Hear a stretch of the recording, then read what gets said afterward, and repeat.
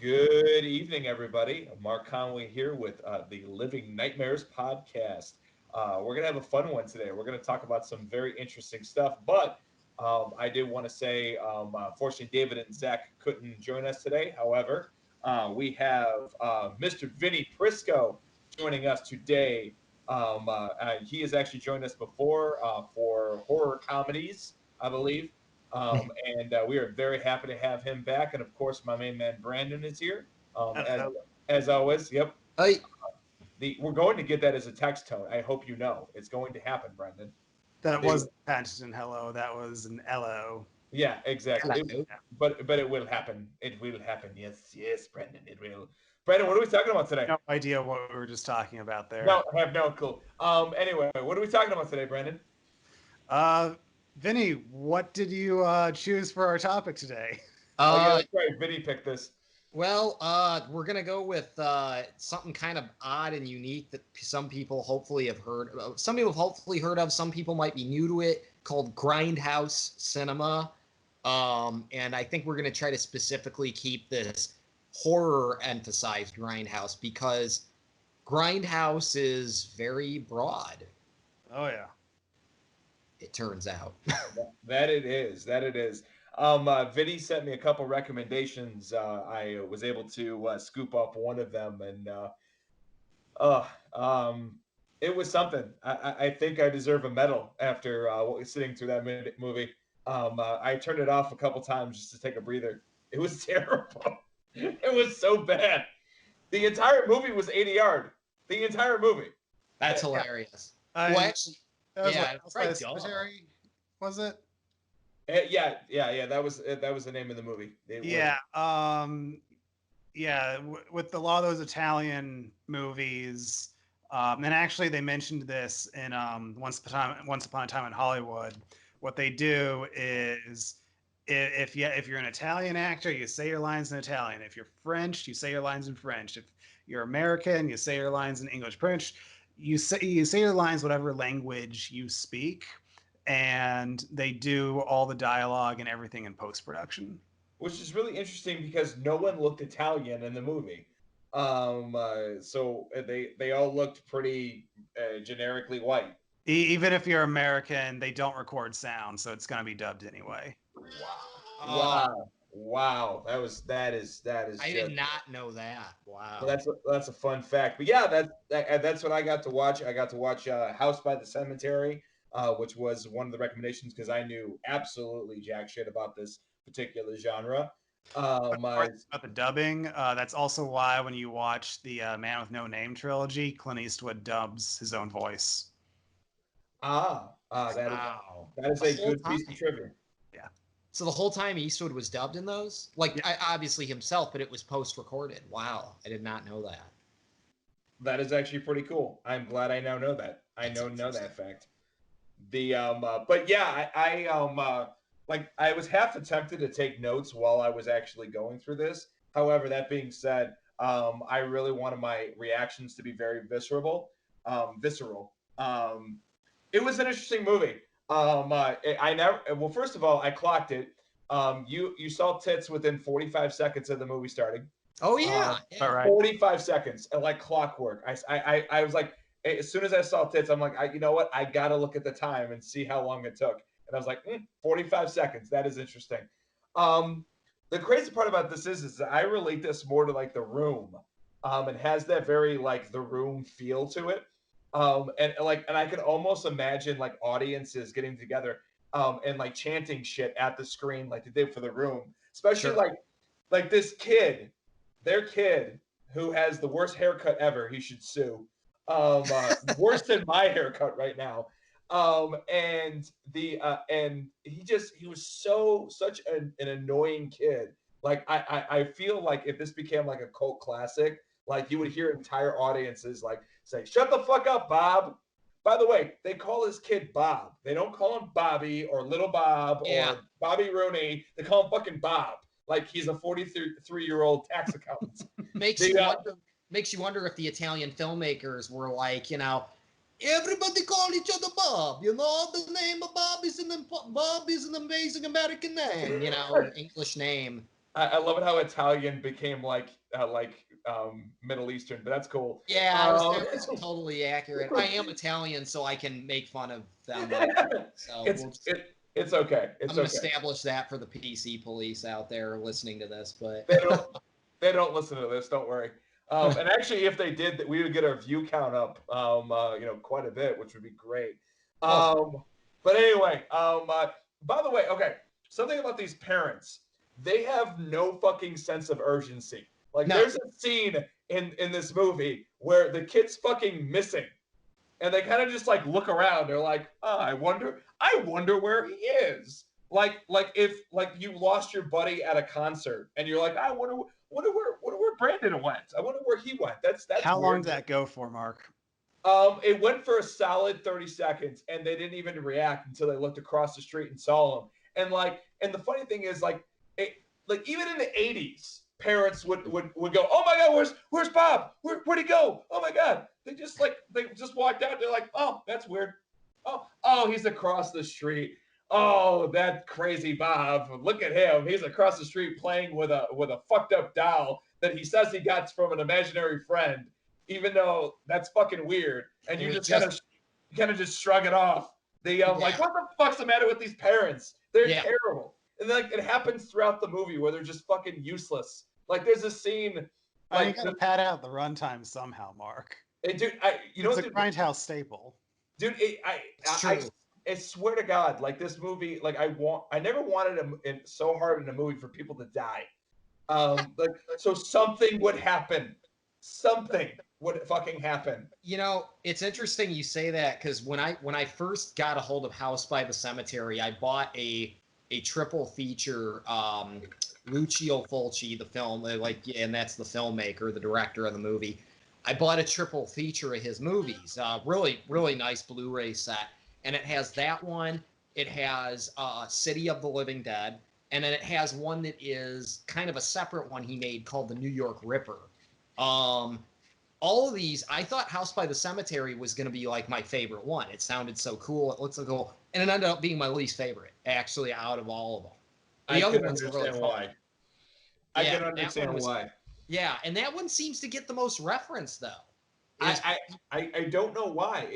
You know what? And also, too, like, I think it would have been really fun had I been around you guys and we would have been ripping it. But I was by myself. There, like, the interesting thing about it was when there was supposed to be tension in the movie, I just felt either boredom or that what the fuck feeling. I'm like, what the fuck's happening again? Where am I? What universe is this? Definitely. It just was blow my mind, and nothing made sense. It also there's a lot of shots of things that the film thinks is important, but is not really important to me as an audience member because I don't really give a shit. I would love to know who the fuck edited this because I was like, Zach would have an aneurysm if he saw this fucking movie and how it was probably, yeah. World of Grindhouse, Mark. Which I mean, I will say, and Zach's sick, which is why he's not here. But he and I did talk a little bit. It was there yesterday or the day before. There was a movie excuse me. There was a movie he tried to watch, and he said he turned it off like 5 or 10 minutes in. And I told him what I just told Mark. Welcome to the world of Grindhouse. These movies are not good. Right. They're not of the highest by definition, they are not good. And do you want me to, and I was going to say with that, I could kind of throw in a little bit of just a briefer on what Grindhouse usually kind of includes. I have one last thing to say about this. I cannot believe the level of pretension on the director or the editor's part to put a fucking quote at the end of the goddamn movie. Like it was a masterpiece. That is, I felt like I was like, must be the same director that directed the one movie, the Jack-o'-lantern movie, Brandon, that you showed me, where the producer and director were Jacko. They were having a fucking fight. And who it was, the producer that was the cool guy, and the director was the biggest egotistical I don't say narcissist, he was egotistical. He was just kind of pretentious. no, Pretentious is the he word. was kind of he was sore about a few things and he didn't care who knew it. Mm-hmm. Fair enough. Brandon's nicer. I'm gonna go with pretentious. He didn't know what kind of film he was making. It wasn't a masterclass work. It was a fun horror movie, and sometimes in life you should just ride into that, and not think that you're making Citizen Kane, and that's okay. It's okay not to make Citizen Kane. Right. Um, it's okay to make a fun, silly, stupid horror movie where a bunch of people die and your audience has a good time. Yeah, That's well, I so. don't want to turn this into a whole conversation about the Jacko DVD commentary, but Fair I enough. only watched those 10 minutes that are on YouTube. But I got the feeling that he knew he was making a fun horror movie, but I got the feeling too that he was mad that he wasn't given the resources he thought he should have had. But there was one funny moment where um, they were talking that they had to make a prop cross, and I forget if they made it out of rubber or something else, but they actually made they had the effects or prop department make this prop cross, and the producer asks him, "Why don't you just tie two sticks together?" And there's a short pause. That didn't occur to me at the time. Oh my God. um, Nothing quite like spending money for the sake of spending money. Yep. yeah, The Disaster piece, man. fuck you, man. This is America. I want to spend money on stupid shit. The So but anyway, yeah, dude, Vinny, please explain a little bit of the history, if you would be so kind, sir. yeah, just to give just like a little briefing. Yeah, so the Grindhouse name, a lot of people will recognize that title, Grindhouse. They're gonna think of the Robert Rodriguez, Quentin Tarantino double feature that was released back in '07, yep, which was the double feature was billed as Grindhouse over two movies, Rodriguez's Planet Terror yep. and Quentin Tarantino's Death Proof. And both of those movies were called that because they were throwbacks to what they called Grindhouse cinema, which really I think got its name by the '70s, it seems like. So Grindhouse or an action house, they say, is like it's an American term of I guess that we started for the movie palaces or theaters on 42nd Street that used to show these low budget horror, splatter, or exploitation films for adults. And you're these movies, like Brandon said, Grindhouse movies are generally not good, or at least not of the highest quality movies. They're They extremely low budget. The Yeah. people in charge of them, not necessarily the directors, but the people who want the movies made. There's an old saying, um, I don't want it good, I want it Thursday. Uh, yeah, so that's the kind of mentality that went into a lot of these movies. Oh But there god. were also filmmakers that tried to do what the best they could. Like there Sure. were those who, yeah, they had the I don't want it good, I want it Thursday mentality. So it's like, who cares what it is? Just, could you see it? Yes. Can you hear it? Yes. All right, we're moving on to the next shot. But then you did have others who did try to make a good movie with what they had. And it's like if it was like a sexploitation movie, as long as they had the nudity in it, they can do whatever else they want. So it's like they would try to make a good movie around that nudity. If it was a gore picture, then okay, as long as we have the blood, guts, and violence, we can build whatever we want around that as long as we deliver what we promised we would deliver. So Mm-hmm. there were those who just saw it as a quick paycheck, if even that, and then there were those who tried to do something with the freedom they had. Sure. And then yeah, and then I think that those movies also, at least it seemed like, I guess there were actually a lot of movies doing this in the '70s. It seems like in Grindhouse too, some people, you watch them sometimes, especially a movie like a sexploitation movie or something, you'll watch some of them and you might think, wait, is this like, this has some pornographic material in it, or this seems to have that. like a lot of times they weren't even rated. There was this whole like almost like uncertainty or thing with the rating system, it seems like, that was happening at that time in the 70s, and Yeah. they were pushing the envelope sometimes to see what they could get away with, I And a think. lot of these came like before the MPA rating system as we know it now came into place. Um, it's actually kind of funny because so there's a movie, my pick for my Grindhouse movie today. We haven't gotten to that yet, but the director and producer of the movie that I'm choosing, before they got to this movie, they made what were called nudie cuties, which were basically just like Right. movies that take place at nudist colonies, and they Nice. have like the thinnest, barest resemblance of a plot, if even that. And it's Wow. really just an excuse to film naked people. And those movies came about when the censor board pretty much determined, okay, you can show nudity as long as you're not making actual porn, as long as there's no like actual sex going on. So it's you just have naked people walking around, and that's what those were. Um, and I'll kind of circle back to this story when we get to my pick as well. But yeah, They it's really must have they it, must have really made some money with yeah, that. and I mean, It's naked people, Vinny. There's always money to be made when You there's know, naked like people not around. having to spend any money on a big budget on to film a story to do. you don't have a costume department, so Yeah. Well, yeah, that's true. Yeah, that's yeah. wow. I've never heard such a logical point about a filming of a nudist colony in my life. One Yeah, thing I will add though is that the name Grindhouse actually came from, I believe the term Grindhouse was already being used in the 40s. Yeah. wow. And it You're came right. from, so pretty much there were theaters that weren't owned by the Hollywood studios. They could show whatever they want, and they just wanted whatever they can get. But a lot of those theaters were um, converted burlesque houses, or the bump and grind dance houses, shorten that Grindhouse. Nice.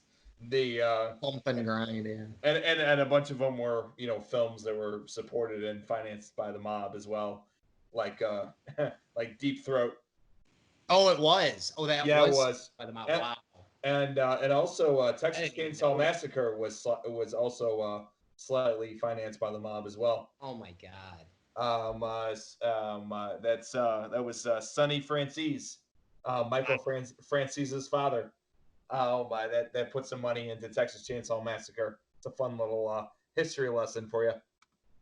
But yeah, Vinny, dude, come on. Hey, but back to your, I was going to say something while Brandon was talking when you said those nudie movies must have made a lot of Nudie money. cuties. Nudie cuties. If Yeah. if you leave this podcast with one new term for your vocabulary, make it snap.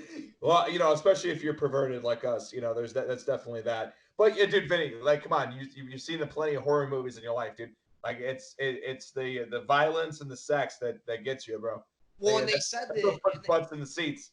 and they said that that was, of course, that's a trend you will notice in most grindhouse movies that categorize it as a grindhouse. Too, is you will see an obscene amount, maybe of nudity or maybe sex or gore.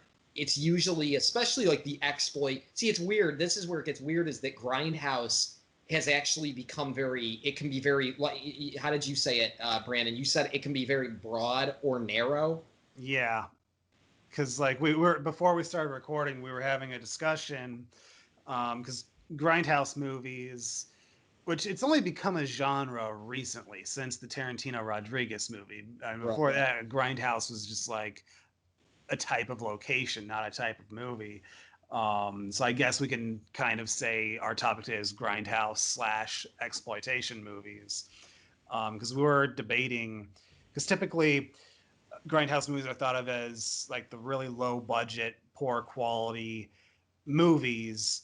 But then, as I was saying to you guys, like in the black exploitation area, we do have Sweetback's Badass Song. We do have Dolomite. We do have Petey Wheatstraw. We do have Trouble Man. We do have Three Tough Guys. Like, we have those really low budget independent blaxploitation movies, which those are clearly Grindhouse movies because of their roots. But then you also have movies like Shaft and Superfly, which are clearly the bigger budget studio movies. So do we want to include those movies into Grindhouse? Mm-hmm. Because I think of Grindhouse typically as being rooted in that super low budget, Yeah. in like 5 days. Um, Let's go with that one. I think that one's a better one because it's far more fun to talk about how ridiculous these are. Oh yeah. Because I'm sure we got plenty of selections to talk about of how I Need It Done by Thursday may have either succeeded or severely backfired. Right. I'll say too, if we do include those studio ones, and that does bring in Shaft, and even though that's not a horror movie, but if we do bring in Shaft, that movie did win an Oscar for its song, and it was nominated for its score as well. So if you really want to extend it to that, that means we have an Oscar-winning Grindhouse movie. Wow. All right, fair enough. But it's not a horror movie, so we'll move on. No. All I right, still want to talk about the other subgenres because when else are we going to have an opportunity to do that? Yeah. That is a good point. I actually told my dad that we were going to be doing this, and he fucking rolled his eyes. He's like, I told him like yeah, like movies like Blackula and everything else. He's like, oh Yeah. my god, that was almost my pick for today. Oh, that would actually be... technically the sequel was almost my pick, but we'll circle back to that when we get to. What an interesting time in like America when out like in the 70s when weird shit was just acceptable. Oh yeah. There are all sorts of things that were just especially in those movies. Again, they towed the line and they got away with some. To that disco era time, man. A lot of people, a lot of cocaine, a lot of psychedelics, a lot of speed, Mm-hmm. a lot of drugs. A lot of drugs. So anyway, Brennan, let's hit it up with your pick of the podcast. Yeah, Brandon, what do you got? All right. So, I mean, like I said, my original pick was going to be Scream, Blackula, Scream, the sequel to Blackula. I need to watch both of these. God. It's been a few years since I've seen them, so I did want to rewatch them today as a refresher. But because it's been a few years, I don't want to just jump into Scream, Blackula, Scream. I want to watch the first one first, which, to be honest, the first one is an A+ performance by William Marshall and like a C+ movie. Not the greatest movie, but his performance is great. To the point where I think he should have both been nominated and won the Oscar for Best Actor that year. Oh, wow. And now somebody is going to look up what year that was and tell me, Brandon, you're out of your mind. Especially with the two people I'm talking to right now. Mark, I'm just going to save you the trouble Googling it. Marlon Brando and The Godfather was the winner. I had a feeling, you son of a bitch. How dare you? I think what's astounding about that, Brandon, is that's the year he also declined his fucking Oscar. yeah, I remember that. What was it? The Village of Wooden Knee. Man, that was crazy. He had that girl, go up there and she. Oh my God, declined it for him in defense of the treatment and depiction of Native Americans, specifically in cinema over the years.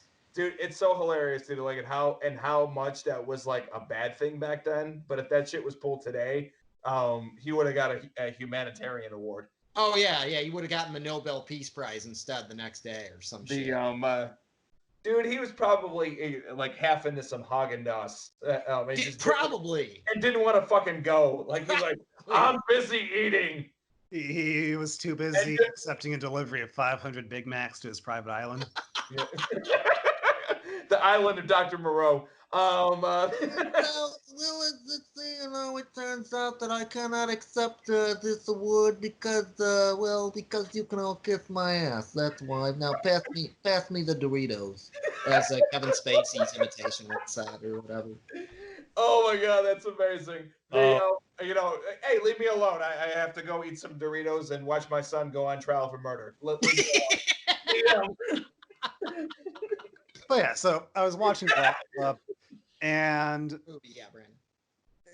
it was actually a pretty big box office hit. The sequel, not so much, but the first one was a hit. And I'm watching it, and even though it's only just an average movie, I get about 15, 20 minutes into it, and I think to myself, this movie is too good for the purposes of what we're talking about today. Ooh, Ooh, Um, okay. Blackula, really? I I do like it, but like I said, the sequel I do think is much better. You get Pam Grier in there as well. Oh, Uh, I didn't know that she was. yeah, No kidding. it's a good movie. And actually, another piece of history with Blackula, that was actually the first movie to win the Saturn Award for Best Horror Movie. Wow. Oh, very cool. So a little bit of awards trivia there for you. Yeah.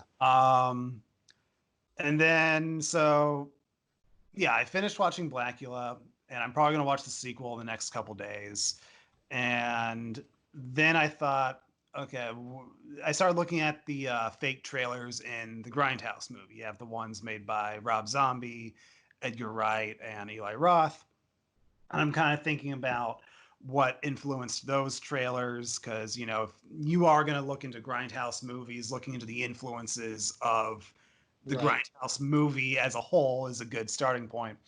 And at the end of Edgar Wright's trailer, there's a little subtitle that says based on the best-selling novel or something like that, or based on the Chilling bestseller, which he stole from the trailer of a movie called The Sentinel, which has a really insane cast. You have Jeff Goldblum in there, Christopher Walken in there, Wow. a lot And of the, people. and the universe didn't end with Jeff Goldblum and Chris Walken sharing the screen. That's impressive. Yeah. Um, but then I'm looking at the cast for it, and it was directed by Michael Winner, who, let's just say there are some stories about him out there. Um, he did the first three Death Wish movies, and the Sentinel was made.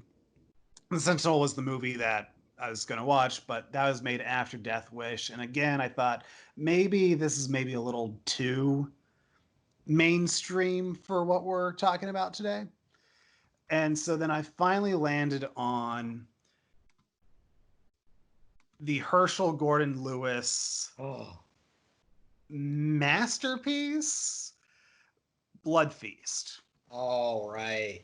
which is actually very historically significant, apparently. It is. Um, yeah, so like I said, he and his producer, they used to make nudie cutie movies, but then they realized everybody is making these right now. Everybody. The market is too oversaturated. It's going to get to the point where we're not going to make any money. So then Herschel was trying to think, okay, what isn't being made? I want to make the movies that the big studios either can't make or they won't make. And then, as he put it, this marvelous four-letter word came to mind: gore. There you go. So Blood Feast is actually considered to be the first splatter picture, as he puts it. Wow. Yeah, just blood everywhere. Um, the effects aren't that good because this predates all the prosthetic effects that we have now. Um, it was shot in only like a week, maybe 2 weeks. He was both the director and cinematographer for it. He did the score for it. Um, there are a lot of interesting stories that I learned from the commentary, which I'll share some of them in a few. Um, but yeah, so it is considered the first splatter picture. and it's not very good. Um, it's only an hour and 7 minutes long, but it is a long hour and 7 minutes. Wow. Um, I know the feeling. Damn. yeah. It's probably most famous for the tongue scene, where pretty much the killer rips a woman's tongue out of her mouth. Um, Nice. yeah, and how they cast the actress for that one was the producer went to the Playboy Mansion in search for a girl with a big mouth. Nice. And so he cast a soon to be playmate in that year's June issue for the woman to get her tongue ripped out. Oh. And that poor woman, she, pretty much in the movie, she had this guy just like shoving his hands down her mouth. Jesus. And I'm just like, this is gross. Dude, thus beginning the tradition. Probably not for of- the reasons why it was considered gross back then, but yeah. Fair enough. Thus beginning the tradition of beautiful women getting brutally murdered in horror movies.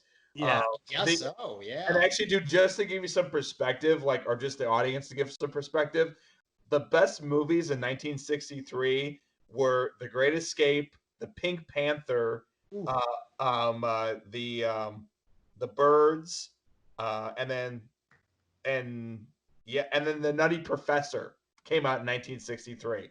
So that's I where also like Tom Jones. A lot of people don't think that one aged very well, but I still like it. no, I know. But the point I was trying to make of what these people were doing and what the rest of the world was doing in 1963 are Yeah. completely fucking different. Like a horror movie in 1963 was The Birds, was Hitchcock's The Birds. That was a thriller or whatever the case may be. And then also The Haunting came out at that same time as well. That's a phenomenal movie. No, I hear you, but that's what America thought horror movies were in 1963, and these Sure. guys were ripping people's tongues out, which wouldn't be acceptable until the early 80s, if Yeah. not ever. Um, how about I share some stories from the commentary? Because as bad as the movie was, Oh, I I'm sure. started the commentary and I was fascinated by it. Oh, please do it. Please do. Sure. It turned a slow hour and 7 minutes into actually a very quick hour and 7 minutes. Oh, that's good. More entertaining. So as I said, they decided to make a gory movie. There was no nudity in it. There was no obscene language in it, and that's how they got around the censors. Because since they were the first, there is no censorship in place for gore yet. God. Nice. Business.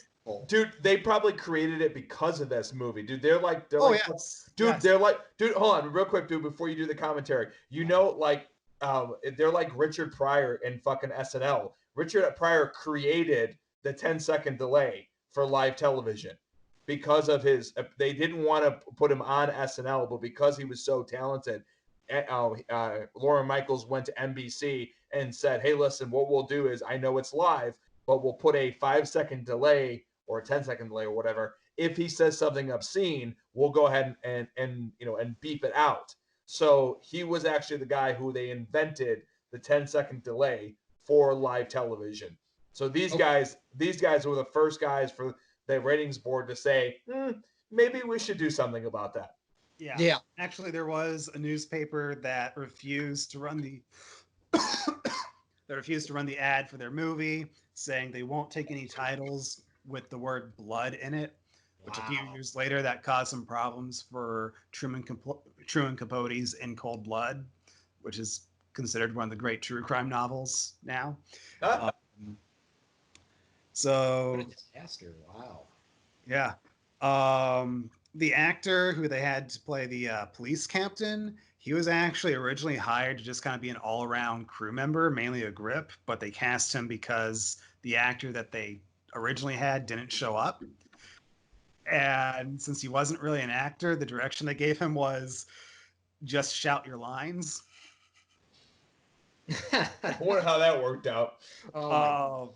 And he also had a hat, and sometimes he wore the hat, sometimes he didn't, by which I mean he would enter a scene not wearing a hat, and then all of a sudden he'll be wearing it. The disappearing, reappearing hat. Oh my God. They could have made that a subplot. The where does the hat go? Where did the hat go? Yeah, like this is like minimal crew. Like I said, Herschel Gordon Lewis was both the cameraman and the director for it. Their lighting setup was 2 lights, a flashlight, and they also used car headlights for night scenes if they needed it. Um, and there are of course like fade to blacks within the movie, and these days you can just do that easily on a computer. Back then, you had to have that process at the lab. So to save money, they just closed down the iris on the camera lens. So they did all the fade to blacks in camera, saving them $75 each time they did that.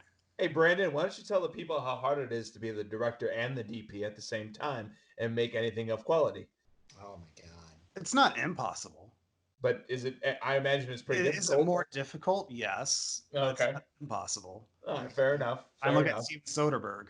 Like he DPs like the majority of his movies now. Oh, okay. Yeah, fair since enough. like I think Ocean's 11 was his first one that he did that for. Okay. Fair Maybe enough. Traffic. It might have been Traffic. Fair enough. Fair enough. Maybe before that. Fair enough. I'm not gonna look it up right now, but he's been for well over 20 years at this point. Fair enough. And of course Robert Rodriguez is another one. Oh, okay. Yeah. And Tarantino also directed and DP Death Proof as well. Oh, okay. So maybe it isn't that hard. It's hard. Don't get me wrong. It is hard, but it's not the impossible task that a lot of people make you believe it is. Fair enough. Fair enough. So, all right, continue with commentary. I want to hear more.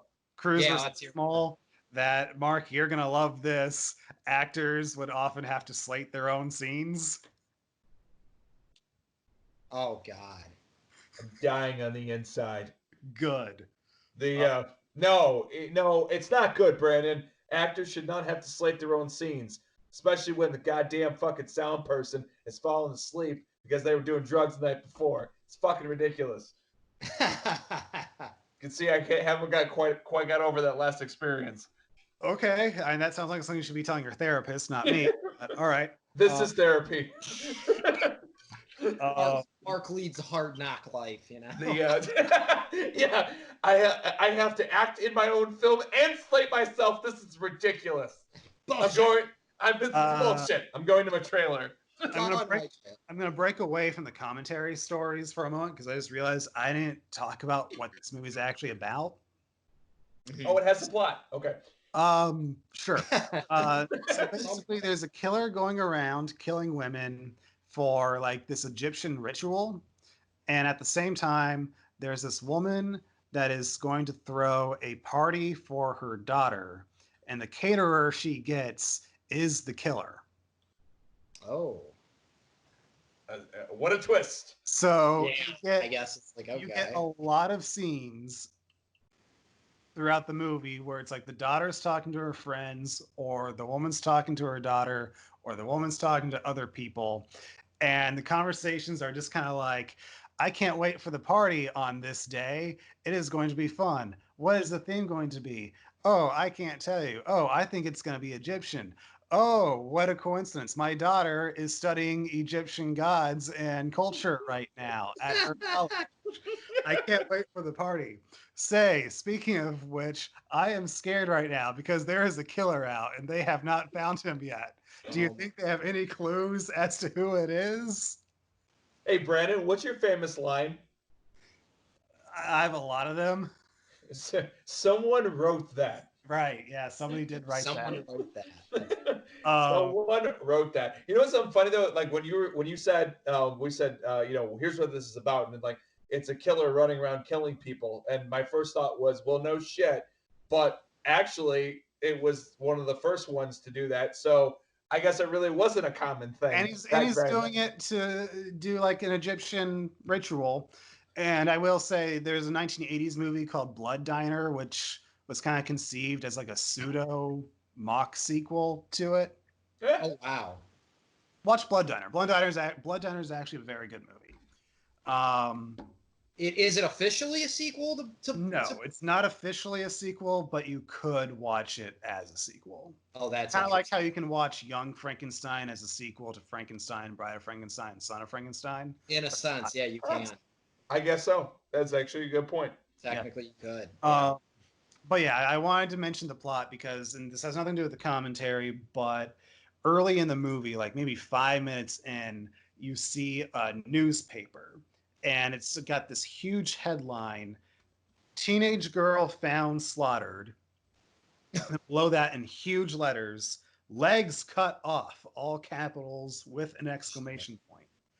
But my favorite part of the newspaper, and I don't know how clear this was back in the old prints in the early 60s, but now with high def Blu ray quality remastered picture, you can see a smaller headline for a smaller article.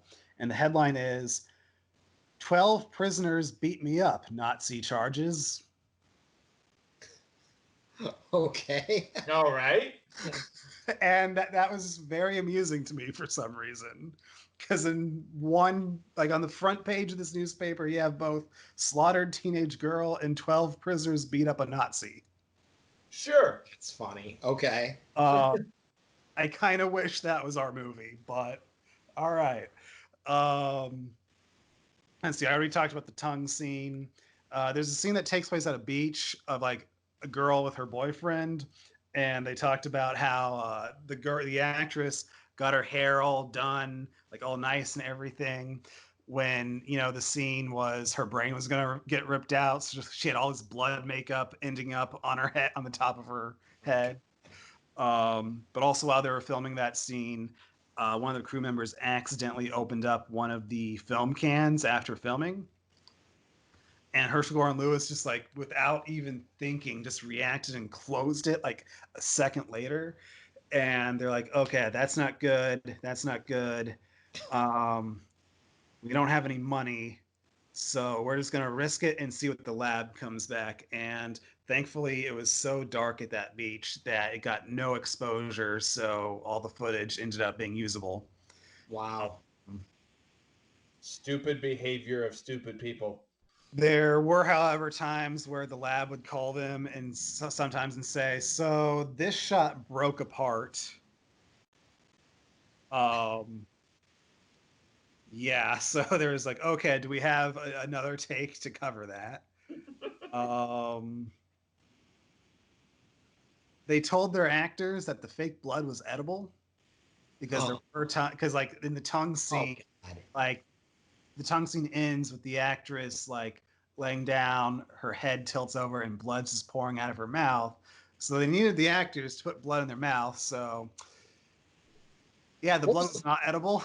what was it made out of? They did say what it was, but when they said it, they were kind of, I think they might have turned their head away from the microphone. I couldn't Yeah. quite hear what they said it was made of. So, What a coincidence. but if you do get the Blood Feast Blu-ray or DVD from Arrow, listen to the commentary, and maybe you have better ears than I do, and you can find out what it was made of. Oh my God. Um,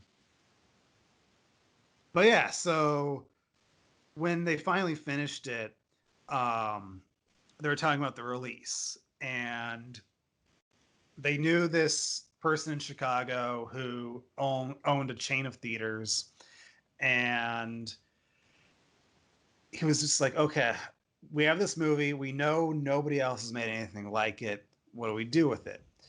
And they asked him, can we release in one of your Chicago theaters? And he said, I don't think that should be your opening theater, because if it flops, it's a big Chicago theater. Everybody in the business is going to know it's a flop. So go start smaller than Chicago. And they're like, okay, what about this place? And it's like, no, that's too close to Chicago. Tell you what, I have a drive-in Peoria. We can open there. And so the movie opens in Peoria at a drive-in. And so Lewis and his producer, I think it's like the night of or the night after it premiered, they say to themselves, we're going to go see this thing. We want to see it with an audience. And so they're heading there, and traffic there is just backed up. And they're thinking, was there an accident? Is this going to keep people from seeing our movie? Turns out that was people going to see the movie because of the word of mouth caused by, you need to see what is in this movie. Like, I think when they made this, everybody underestimated just how messed up people actually are in their heads.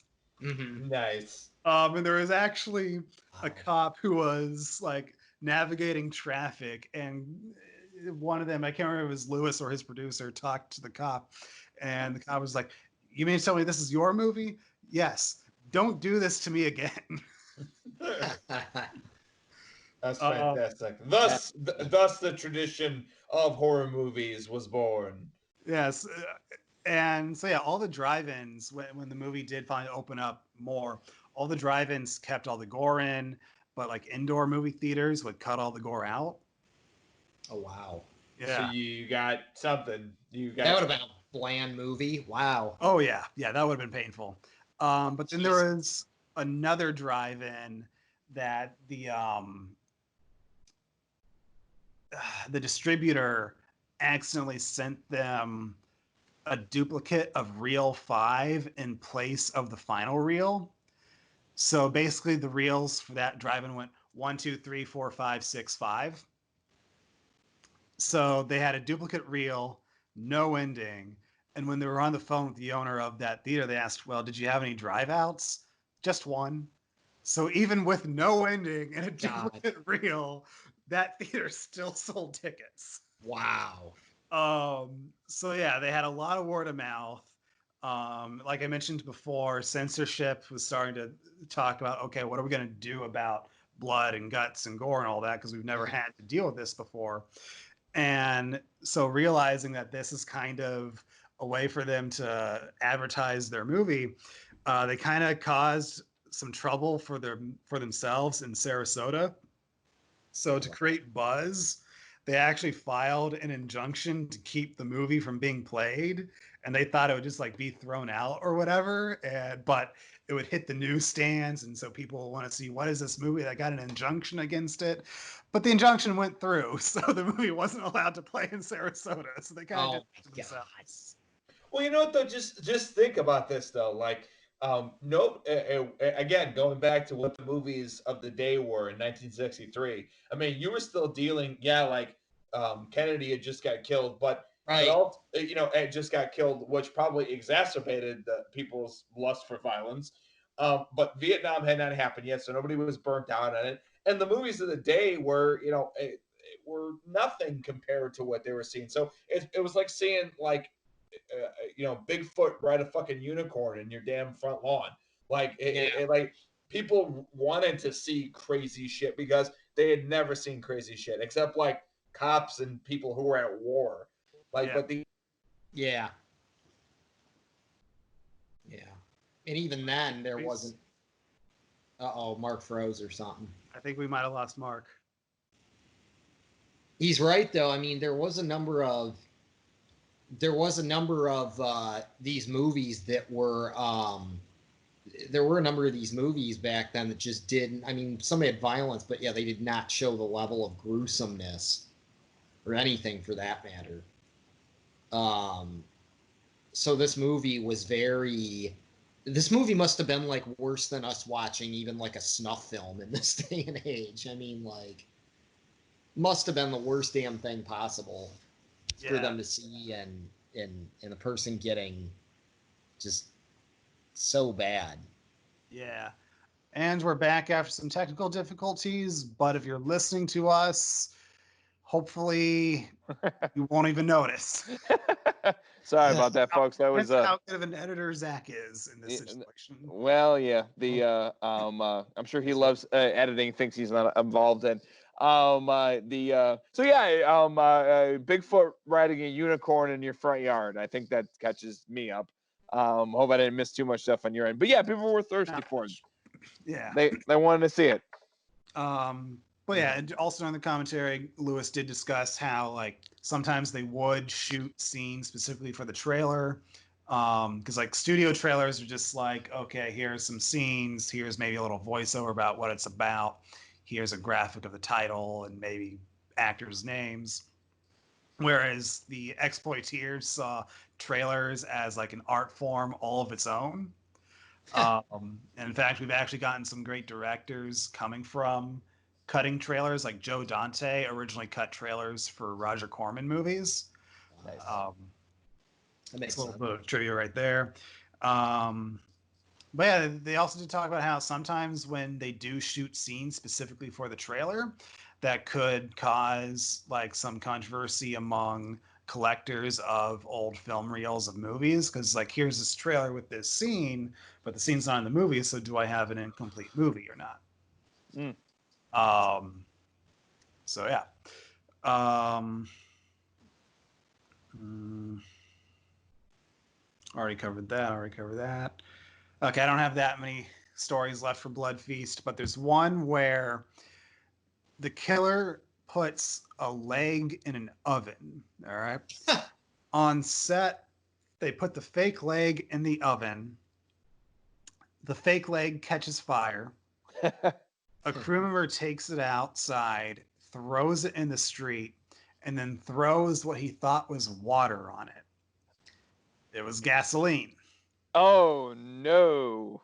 So Because the he had gasoline lying around for some reason. Yeah, how do you confuse fucking water and gasoline? Those should it was the not be in the 60s, same Mark. That is no excuse. Even back then they were in different containers. I know, like if it was a confusion between vodka and water in the 60s, that I would perfectly understand. Right. Like that is Right. a very easy mix up back in the 60s. Yeah, But gasoline and water, I don't know about that. Doesn't even gasoline have like a slight yellowish tinge to it? You know, I don't know. I don't know what that guy's excuse would have been. I don't know how he got it mixed up, but he got it mixed up and melted the street in the shape of a leg. And in true filmmaker philosophy, their mentality on it was, let's get out of here. Because, you know, they don't film with permits or anything. You gotta say the old, we don't have a permit. Run. Oh. Could you imagine being that dispatcher and getting that fucking phone call in the middle of the afternoon? Yeah. Yeah. 911, what is your emergency?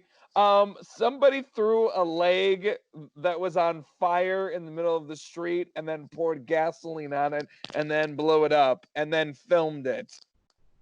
I'm sorry, you want to say that again? But yeah, they had the mentality of sometimes it's better to ask for forgiveness than permission. Sure. If you ask for permission, you have a 50% chance of them saying no and a 50% chance of them saying, when do I get paid?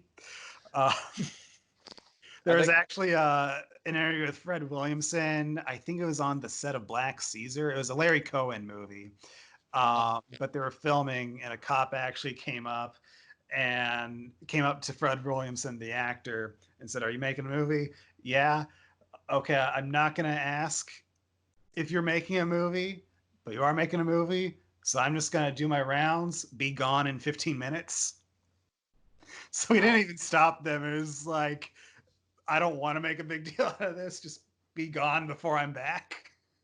Wow. Gotta love those kind of cops. The ones who just don't want to deal with the paperwork. Yeah. Oh God. And I already told the drive-in story. And yeah, I guess the last thing that they said about Blood Feast was it's like a Walt Whitman poem. It's not good, but it was the first of its kind. All right. Sure. Mickey Mouse cartoons weren't good; they were just first. Good point. Yeah, that's a good point. That is a good point. Yeah. It depends. So, that sounds like fun. It sounds like you had more fun than I did. Watching mine, doesn't it? It does. Although you know what, I won't say that I did not have fun because I did laugh a lot. I think once I, loosened up a little bit and didn't take it, too seriously, I think I had some fun. I did laugh. There were plenty of funny moments. I wish that those people weren't such terrible parents. Yeah. The Another funny question I have about with House by the Cemetery, something about it too, is the look of the undead or the zombie-like character that's in the basement of this house. I always watched that character and wondered, where the fuck is his mouth? I have no idea. I have so many questions. It's a very I want dude, strange looking I, character. I want the to know zombie. I don't know what I want to know what the fuck happened at the end where the kid came out and then went with the older. I guess Yeah, it was supposed to be a metaphor or something. I I don't, guess I have that no like idea what you guys are talking about. dude. It's dude. Like wait, dude. If you, I can't wait. You need to watch this movie with Zach, and Yeah. all you're gonna hear from Zach is, what? What? That's really stupid. What? Who talks like that? Who The talks? That's a good the one. you dude, I just remember Who one. talks like the people in Blood Feast? That's Actually, do you want to know what the dialogue in Blood Feast reminded me of? what? Have you ever seen The Greasy Strangler? No. No. What is Oh. this? It's a movie produced by Elijah Wood. Okay. There's all you need to know. That alone makes me interested now. I'm trying to think how to explain this movie to somebody who. Do you even know what it is, or have you just not seen it? I don't know. I've never heard of So it. you have no idea what it even. Okay, No. how do I describe this to the uninitiated?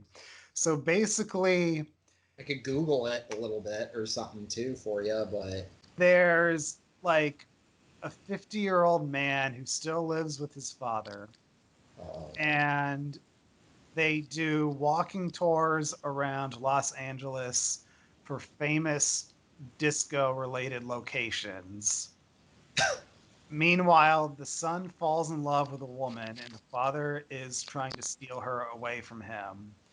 And also, the father is a serial killer going around town called the Greasy Strangler. And he's called the Greasy Strangler because when he goes out to kill, he is completely naked and covers himself in grease. ew. That just made it even more. Okay, that makes this even more like vivid in my. I could just imagine what the visuals are for this one. But yeah, the way the dialogue is performed in that movie, I was watching Blood Feast, and I'm just like, this is like Greasy Strangler, because they talk like this and they always repeat things like, I want a hot dog, dip it in grease, but I cannot dip the hot dog in grease. I will lose my job, but I want my hot dog in grease. But sir, I cannot dip your hot dog in grease. It's like that. Like I was mentioning earlier, it's like, oh, I can't wait for this party. What is the party theme going to be like? Hey, did you know there is a killer around?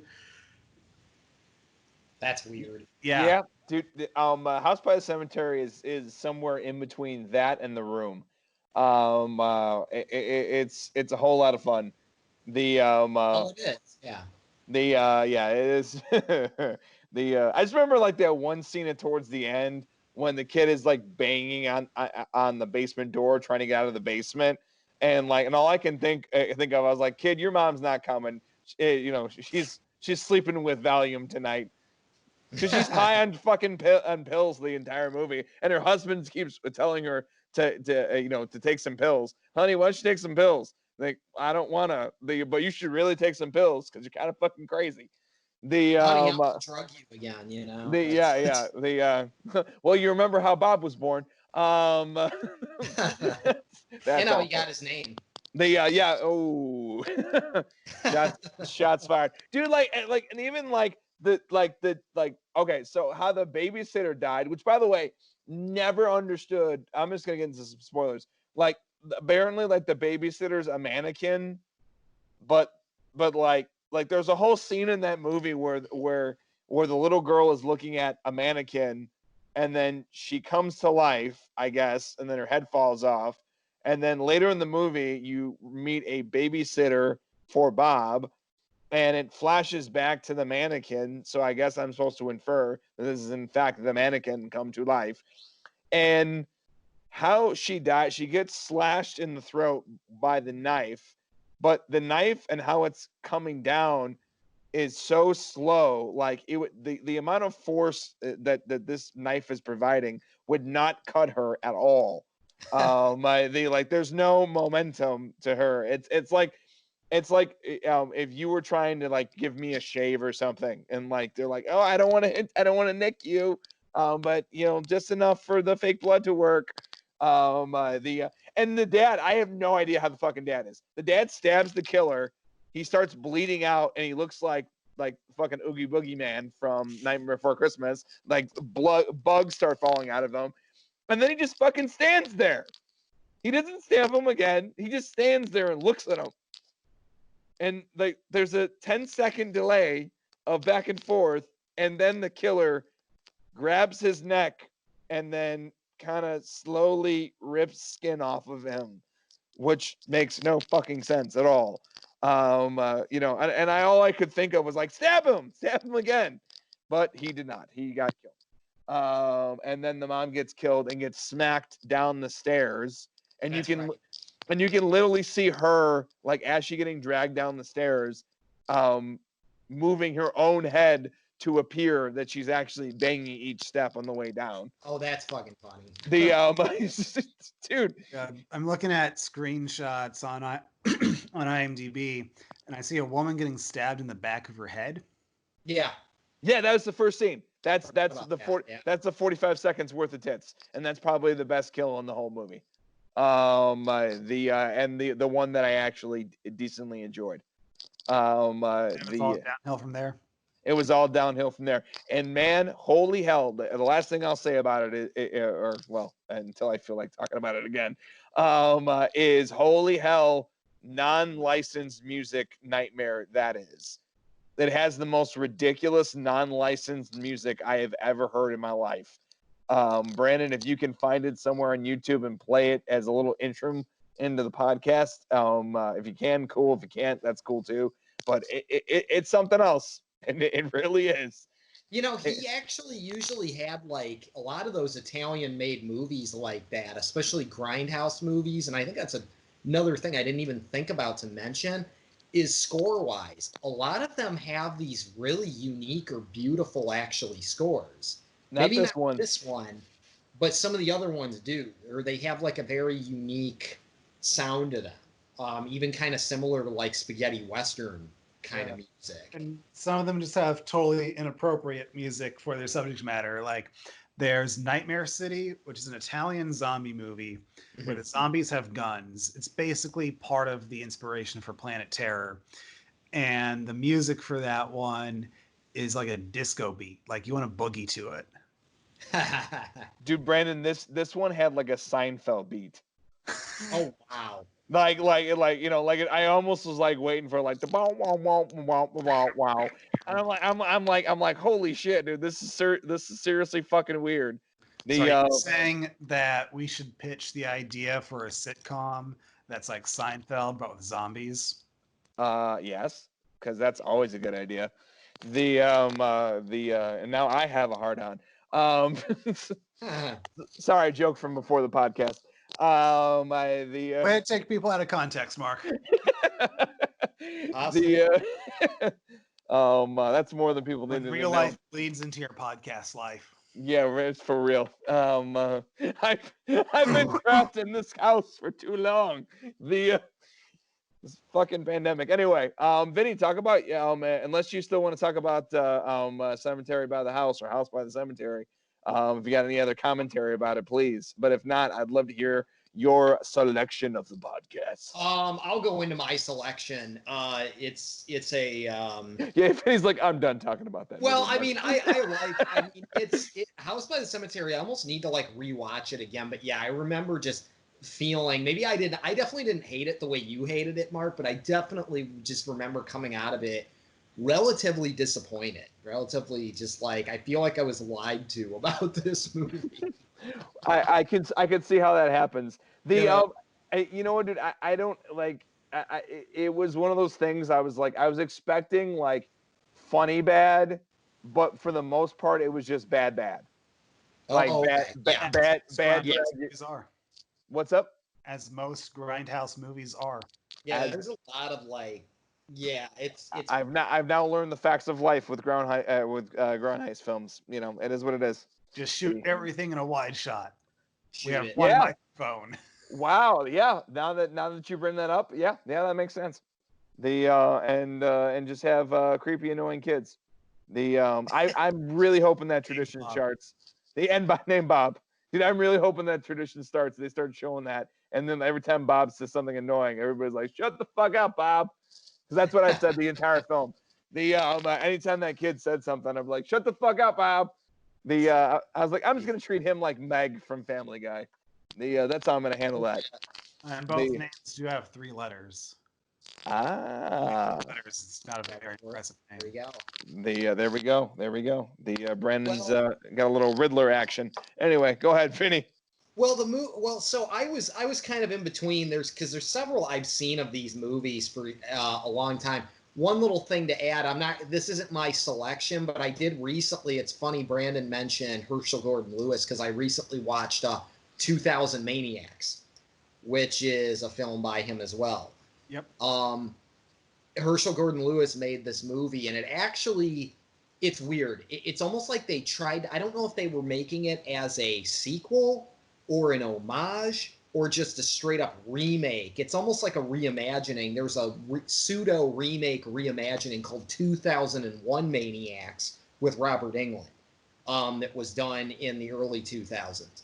How The creative. movie, yeah, but that one was actually all right, but it's ridiculous, but it's all right. But in 2000 Maniacs, you can tell it's funny. They had at least developed a little more story.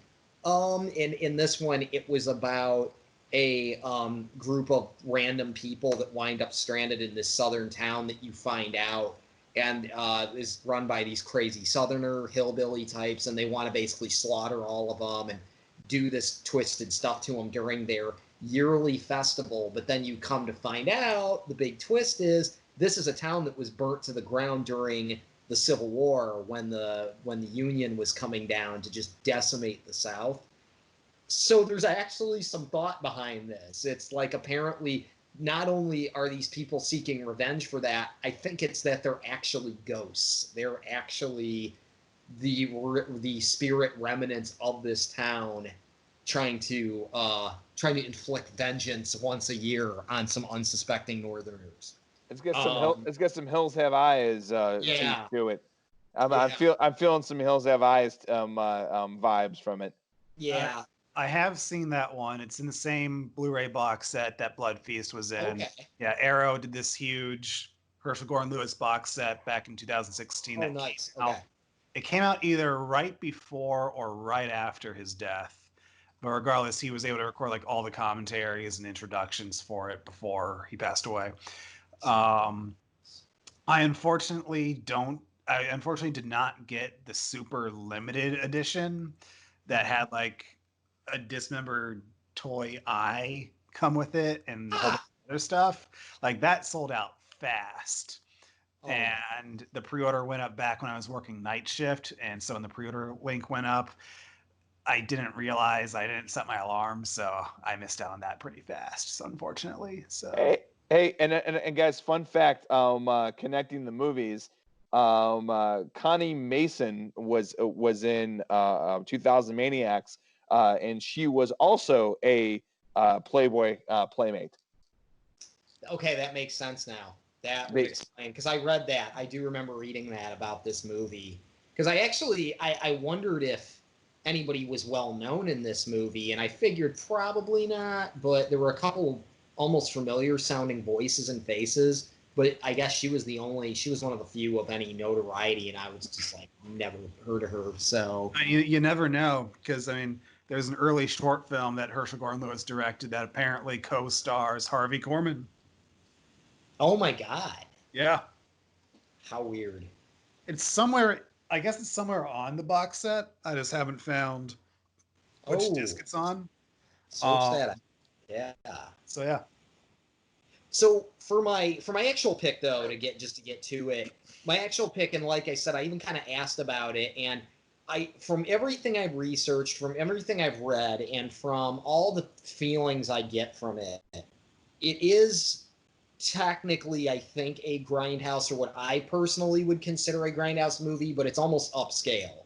I guess my reasoning is, and it's the one I mentioned before we got started, which is a film from 1982 called Class of 1984. And this movie was a movie made by Mark Lester, I think, is the guy who made this movie. It was actually a Canadian-made movie, which is kind of interesting. Who also directed Firestarter, Mark. Oh, okay. Oh, no shit. Okay, that makes that. I talked about Firestarter our last podcast. I don't know if it really stars anybody that anyone would really well, okay, the biggest names in it. So the main characters are played by some not as Michael J. Fox is in it, bro. Well, that's what I was gonna say. Is there's two people of notoriety in it. Although Michael J. Fox doesn't have much in it, he's in it a little bit. He's definitely significant in the movie, which is kind of cool because you can tell it's a very early role for Michael J. Fox. He looks like a young teen in it. And then the other actor of some very noteworthy prominence and success that's in it is Roddy McDowall. Roddy McDowall, people would know as Cornelius the Ape in Planet of the Apes. He appeared in The Twilight Zone. Lot of other movies. I mean, I'm trying to think of like but I mean, he was in some of these Oscar-winning movies, like How Green Was My Valley as a kid, but he started showing up in the 70s. He was in a couple actually notable sci-fi, horror, and even kind of action thriller movies. So this movie, to get down to it, I think one of the things that captivates me about it is it's filled with stuff that would actually today would still be a little shocking when people watch it. It's about a teacher that comes to a near kind of inner city urban school that has been overrun by gangs, punks, and thug basically type students. And what's funny is they called it Class of 1984 because, again, they made this movie in 1982, and I think they were very much fearing this idea. It reflected in the 80s this surge of where the students and kids and everything could get away with all sorts of stuff now. You couldn't have teachers beating kids. You couldn't dish out these disciplinary things. So to me, it's very much a movie. It's almost like Blackboard Jungle meets Grindhouse scenario, which is kind of interesting. And so you have this new teacher played by an actor named Perry King who shows up and is just starting to teach class. And every time he makes friends with a fellow teacher named played by Roddy McDowall. And Roddy McDowall is the over the hill teacher who starts basically telling him what's going on there. The guy comes in, the place is overrun with graffiti, overrun with crime, overrun with just drug selling and dealing. And the main villain ends up being this punk who rules the school named Stigman. Or it's Stegman or something is what he goes by. It's like his last name. He's got a gang, basically, a small gang of guys, and you realize they're dealing drugs. They are obviously pressing and beating people up, threatening, fighting other gangs who are trying to sell drugs in their territory, we'll call it. And even this is all in school? This is all in a school, dude. This is in a school. 80s punk like culture and look all over the place. Oh yeah, misfits. Swastikas everywhere. I mean, Nazi punk. Yeah, it's like a school that's just like decaying. And I think what's amazing about this movie is I think this is a movie, it's a story. As said, there was Blackboard Jungle early on. There's this movie that's kind of its own treatment of that kind of story. I feel like this is a story that could almost be retold every couple decades. Because some of the issues and concerns in it could be relevant again today, but they're just different technology, different things. So you see a school where some of these things have either come true, or you see that this is a worry we're still having. For instance, you have metal detectors set up in the school, and it's supposed to be shocking at that time. And you see the kids carrying in weapons, smuggling in stuff. What's one of the greatest worries right now in schools but are active shooters and things like that? You then have, this is really something, you have Roddy McDowell, who you see at the very beginning of the movie reveal in his briefcase with all of his, notepads and his information that he's carrying into his class. He carries a .45 caliber handgun kept right in there. So you have a teacher packing a piece in this movie too. Nice.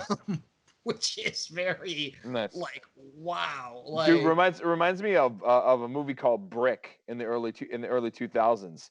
I don't know if you, dude, I don't know if you ever checked that out. That had Joseph Gordon-Levitt, and it's all about coke trade in a high school, and that's what's called Brick. Ryan Johnson.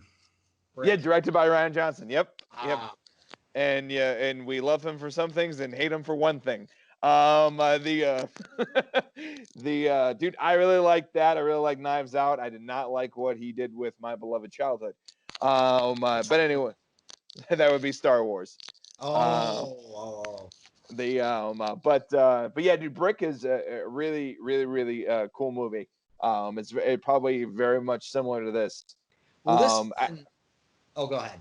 I imagine this has more horror thriller elements. That one's a lot more crime drama, but it has the same kind of thing to it. So that's the thing. Basically, this movie is it's not what I would even call a slow burn at all. It is a buildup of a cat and mouse game and tension between this punk who basically just is, you realize how depraved he is, and the teacher finally, and basically he leads to a kid getting high along with Michael J. He's a friend of Michael J. Fox's character, who decides to climb a flagpole high as a kite and ends up freaking out, falling to and breaking his neck to his death.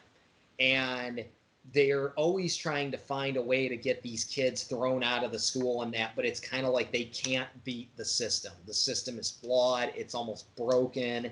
The teachers are defenseless. If the kid even pulls an Edward Norton and beats the shit out of himself in a bathroom, smashing his face against glass, breaking his own nose almost, to make them think that the teacher did this to him. Just crazy tensions getting risen. And then I guess this is going to be full of some spoiler alerts. So if you really want to see this movie and don't want to know, maybe skip over this part or whatever. But essentially, our podcast is spoiler friendly. Oh, it is spoiler friendly. Okay, that's good. Essentially, the teacher is a music teacher, the main guy, and it all culminates to this big performance with his orchestra, the students that are in orchestra. And these guys have kidnapped, this gang, and this punk have kidnapped his wife at the end of this. And they lure him into the school, the darkened school hallways in the evening while this performance is supposed to be going. And the teacher slowly, one by one, has to fight all of them, and it just becomes this bloody murder rampage. He has a fight. They utilize, for the killing and the fighting in this movie, they utilize the settings of a school actually very well. For instance, one first guy he kills is in a shop classroom. We get a table saw that gets turned on, and the guy's trying to push the teacher's face into it, and he's able to flip the guy over, saws the guy's arm off, and then grabs him by the shirt, throws him with his back landing on this saw, and you could just imagine the carnage that would do to the guy. Love it. He gets into an Otto's room and lights a blowtorch and lights one guy on fire. And then with another guy charging him with one of the cars, to which he gets out of the way, and the guy smashes himself basically into a wall, getting just fucking obliterated. Or actually, no, so there's a girl in the gang, and she crashes the car and practically like busts her face up and everything while running over the guy who was trying to attack the teacher. So you get it all builds up to this incredibly satisfying Grindhouse style revenge ending with the teacher just single-handedly realizing he has to fight these guys. And one of the greatest moments of it to me is when he gets up to the rooftop, and the main punk, the main villain, Stegman, has the teacher on the roof over this glass top that can see right down into the auditorium where his orchestra, where the concert, the student concert, is taking place. And he finally ends up in a wrestling match and knocks this kid through the glass, and the kid's hanging on by a rope. And this kind of brings me to a little fun fact of some behind the scenes things about the movie. One of the decisions was that the kid asks for the teacher's hand to save him, actually. And the teacher, being still who he is, decides, you know what? Fuck it, we'll just arrest this kid, whatever, takes him by the hand. But of course, the kid pulls a switchblade out and tries to cut the teacher. And by doing so, the kid was supposed to then lose grip of, or the teacher lets go of Stegman, loses grip, and the kid falls through this skylight or whatever it is, crashing through it, and the rope gets wrapped around his neck, and he gets hung basically with his neck being snapped just above all these people in the school watching this concert above it. Nice. But they went back and they said, you know what? That's not satisfying enough. The filmmakers apparently, and they debated over this, and instead they said when he cuts that teacher's hand, it can't be an accident that this kid falls through that light. So they had him cut him. He grabs onto the rope still, and the teacher delivers one big jack to his face, which causes him to fall through, killing him. The 80s, where you can have movies about child murder. Yeah, totally. And but the thing is, it's so, I guess what's amazing about this movie is they pulled it off where they make these characters, these punks, so deplorable, so gruesome, and so horrible. They make them so horrible that it's totally they somehow make it totally acceptable that he is fighting and killing these teenagers by the end of this movie. Hey, if it works, it works. If it works, it works. Yeah. That was actually and I was doing a little bit of light IMDb looking, and that was Michael J. Fox's first movie. Oh, it was. It was his first. Not TV movie or TV series, but legitimate movie.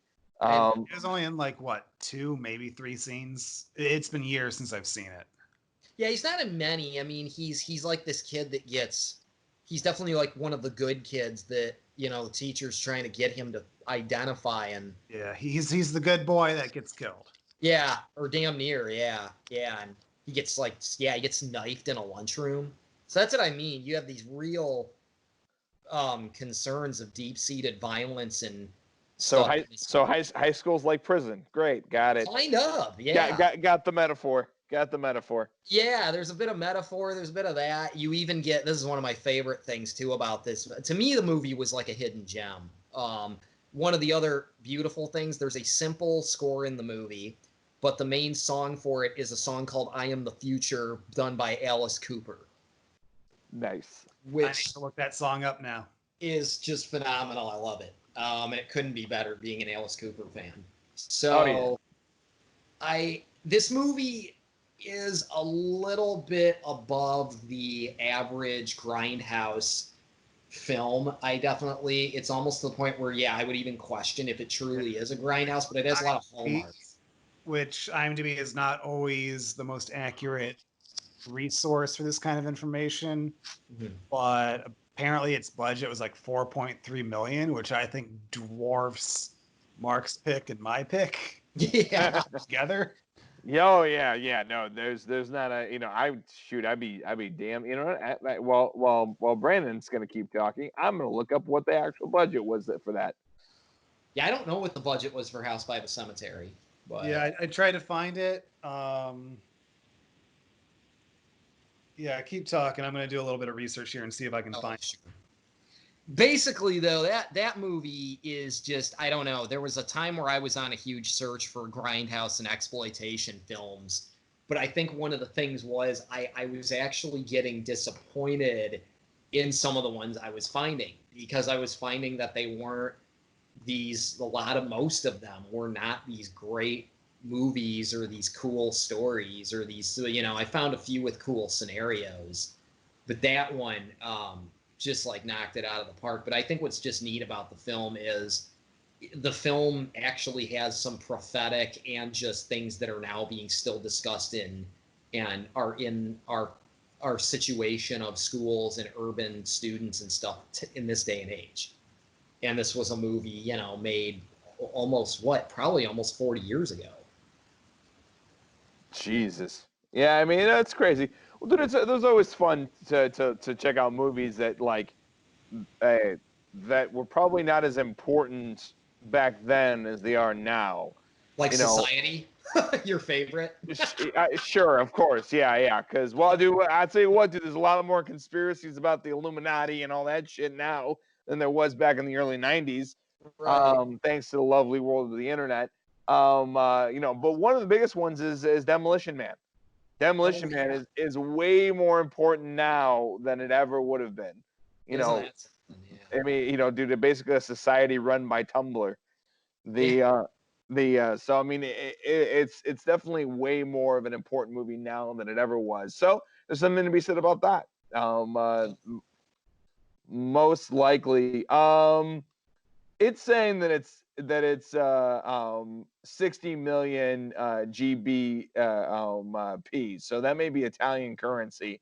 So I have no idea what that translates into that. Yeah, I don't either, especially considering the era that it was made too.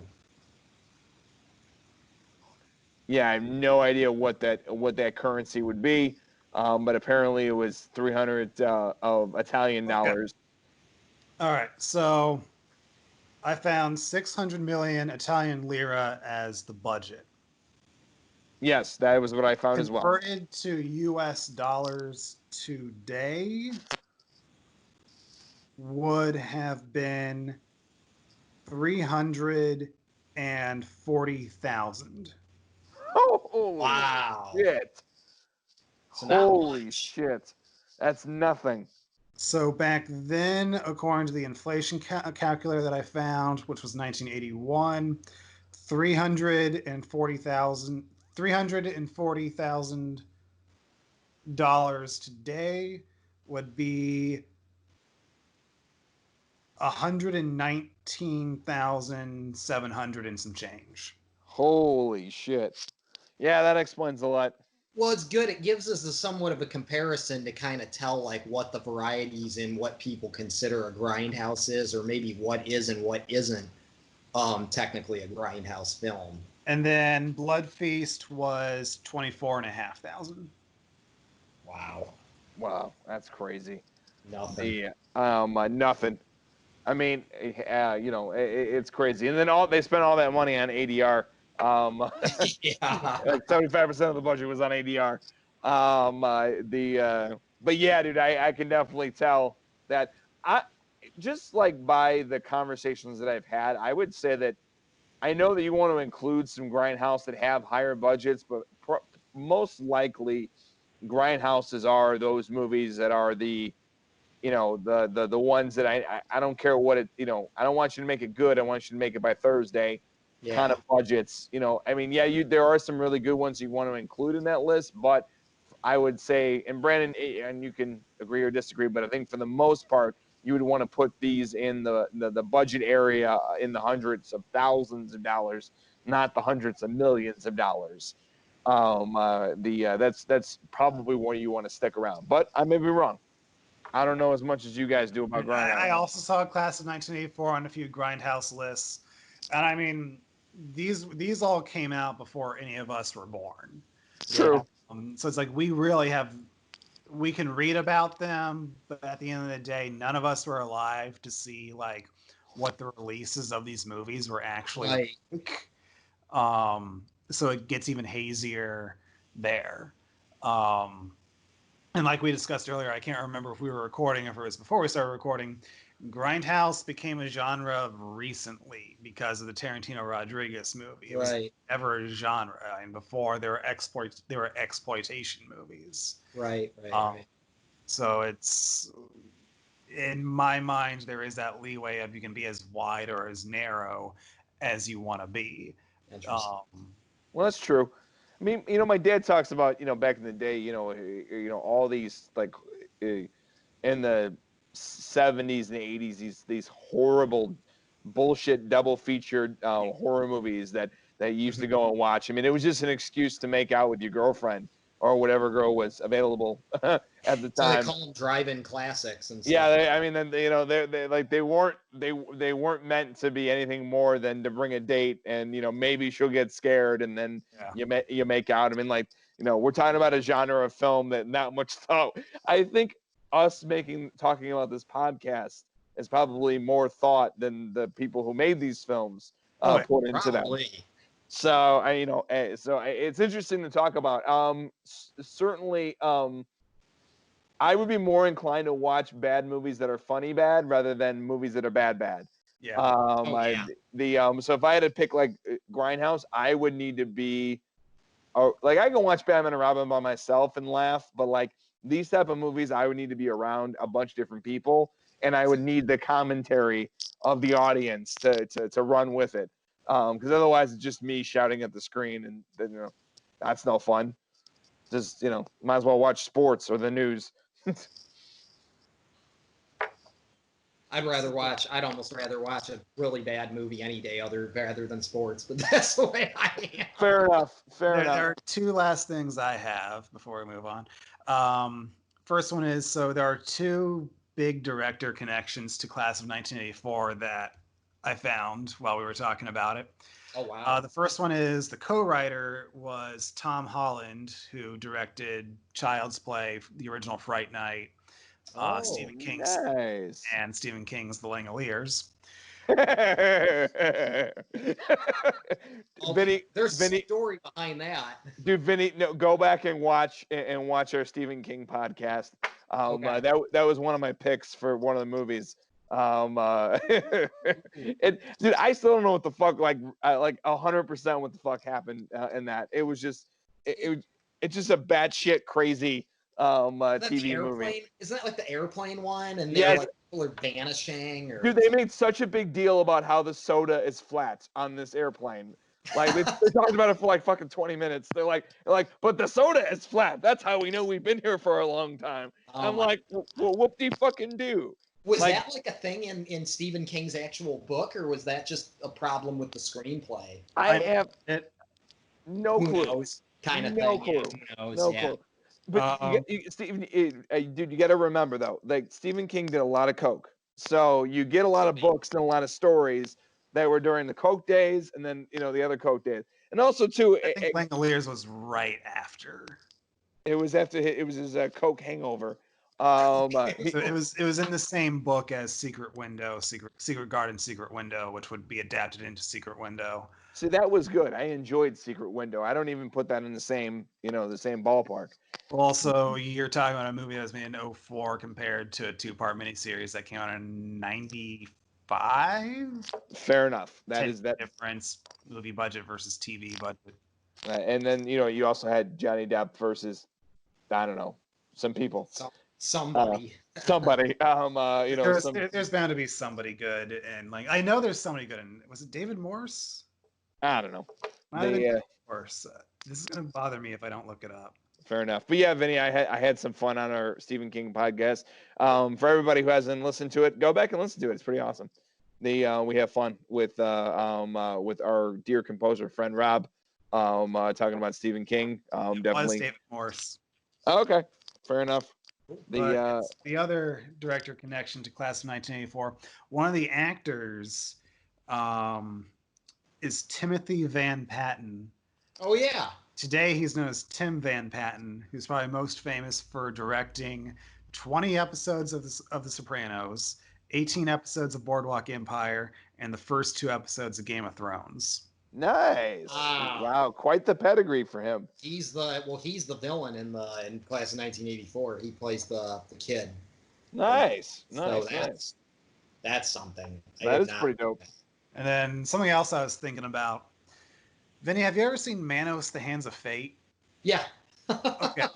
Like, and now have you actually So- watched it, or did you watch the Mystery Science Theater version? See, the problem is I think I actually watched it, but I watched it in kind of like bits and pieces. I might have even tuned out in some parts of it, but Yeah.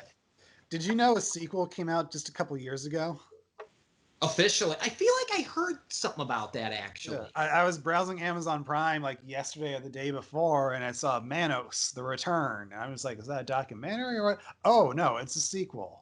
It's And a direct sequel. It actually had involvement from some of the people who were involved with the original. I wonder if they made it better or if I it's don't just know. as shitty. Like, I haven't watched it yet, but I'm going to because I want to see both. I need to know what this thing is and Yeah. why this. It has a 5.3 out of 10 on IMDb. So Compared to the original's 1.9. What's it at right now, Mark? that is a great question. Let's find out. Manos: The Hands of Fate. Okay. It is at a How about 1.9. This movie. They're climbing the ladder. They're climbing the ladder of success. All right, still. Yeah. Not 50, by 60 years later, but the moving up in the world. I got a better rating on IMDb. Yay! But yeah, that yes. fun stuff. And another one, now one little question, just one little. We don't have to go on this too long, but what do you guys think? Especially, I know Brandon, you're familiar because you mentioned a little something of what you thought of it. But what do you think about this whole Grindhouse revival and these movies that are being made now that are very much like Grindhouse throwbacks? So I look at the Tarantino Rodriguez Grindhouse, and of course, I would say that's where the revival started. Mm-hmm. That I really liked, particularly Planet Terror and Yeah. trailers. Death Proof, I've come to appreciate a bit more now than I did when I first saw it. Yeah. I still think it's one of Tarantino's weakest movies, and Yeah, it's not my favorite. and it does not hold a candle to Planet Terror. But I do appreciate it more now than I did then. Sure. And then, of course, Rodriguez continued with Machete and Machete Kills, and I really like both of them. I know the first one got much better reviews than the second one, but I still really like both, and I hope someday we'll get Machete Kills in space, hopefully. Knowing the way Rodriguez works, I wouldn't be surprised if he already has at least half of it shot. But who knows?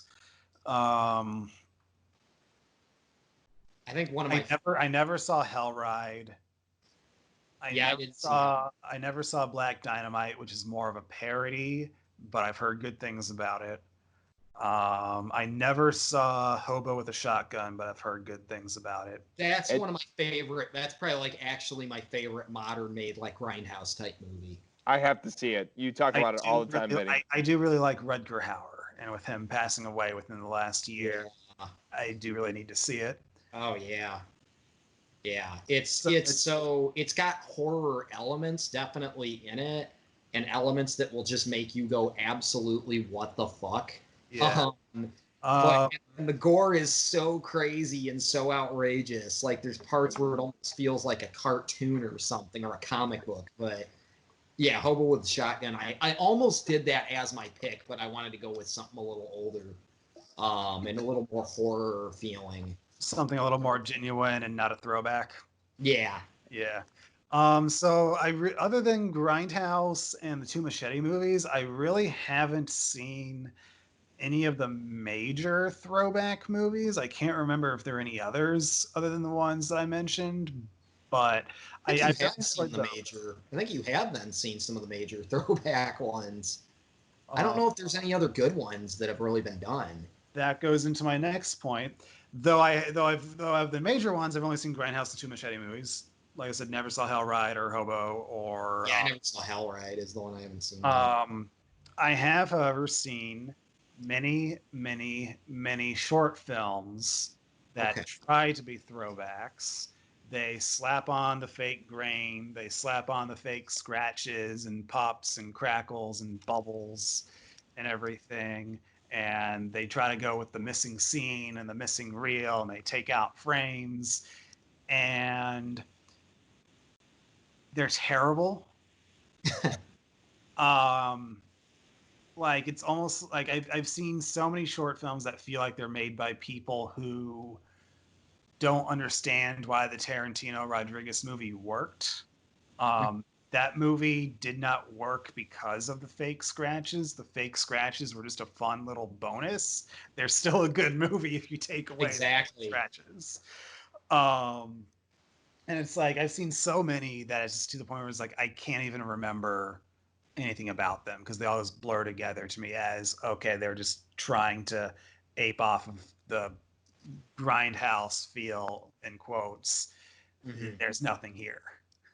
Well, you mustn't forget to make a good movie. You know, I've seen that. I've seen that a lot and fail in a lot of the in you know, and just in our circles in the independent world, you know, of trying to make something that's highly stylistic, and just for the sake of it making something highly stylistic, and you forgot to make a good movie. Yeah, You and know, it's sad when I have to say that, especially since we're independent filmmakers ourselves, and I don't like saying anything bad about other independent filmmakers' work. But Right. if I didn't like it, I can't lie, I didn't like it. And if I feel like there is nothing there, again, I can't lie. I felt like there was Right. nothing there other than scratches and a missing reel that doesn't exist. Um, Well, Mark and I were in a movie. I'm not going to go into too much about it, but we were in a Brent, film. Brendan already knows. Brendan already, and I was Yep. actually thinking about it, I can almost bet money that Brandon knows exactly what we're talking about. Brandon knows. Oh, Brandon knows. Brendan's also fully aware of what's going on and what we're talking about. Kind of putting it out there for the audience, but we were, I think Mark and I well know, we were in a movie that kind of was trying to do that and trying to have that style. I'd say it wasn't it kind of trying to be a grindhouse movie? It was trying to be something. You know, I think that the overall the the leadership team on there. I'm going to say it's a leadership team. I'm not going to attack one person individually, but you know, the people that were in charge of that vision were obsessed with this idea of I only want to appeal to the people that love those weird, you know, grindhouse like so bad they're good movies. Right. They desperately wanted to make Attack of the Killer Clowns from outer Right. space. Like, you know, Right. and you can't do that. Like, you can't do that. Right. That kind of thing just happens. The Right. you know, and I don't know what those people's intent were, you know, when they were making from Killer Clowns from Outer Space, which I'm not the biggest fan of. I roll my fucking eyes a lot at that movie. David I've loves actually it. not even watched it. I need to. It's not that good. But yeah, you know, it's disappointing when that's the case. When you're trying so hard to make something stylistic, I've seen it, you know, on multiple different occasions. Sure. I've seen people sacrifice style, you know, for substance. Brandon, you know, there's a few other movies that you and I can think of on the top of our head that do that. You know, and so there's we'll talk afterwards, Vinny, but there's quite a few. Yeah. Actually, you've already seen it, so you already know. I You think I know, saw the film you're talking about. yeah, I well, think I know what film that is. yeah. you To broke. answer your actual question, Vinny, what do I think of this whole throwback revival thing? Yeah. Like with any other genre, and I know this kind of feels like a cop out answer, but like with any other genre, it's like if you can Good enough, tell bad.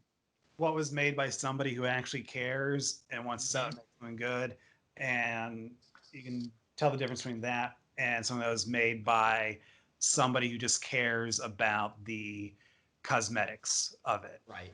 and there's nothing there.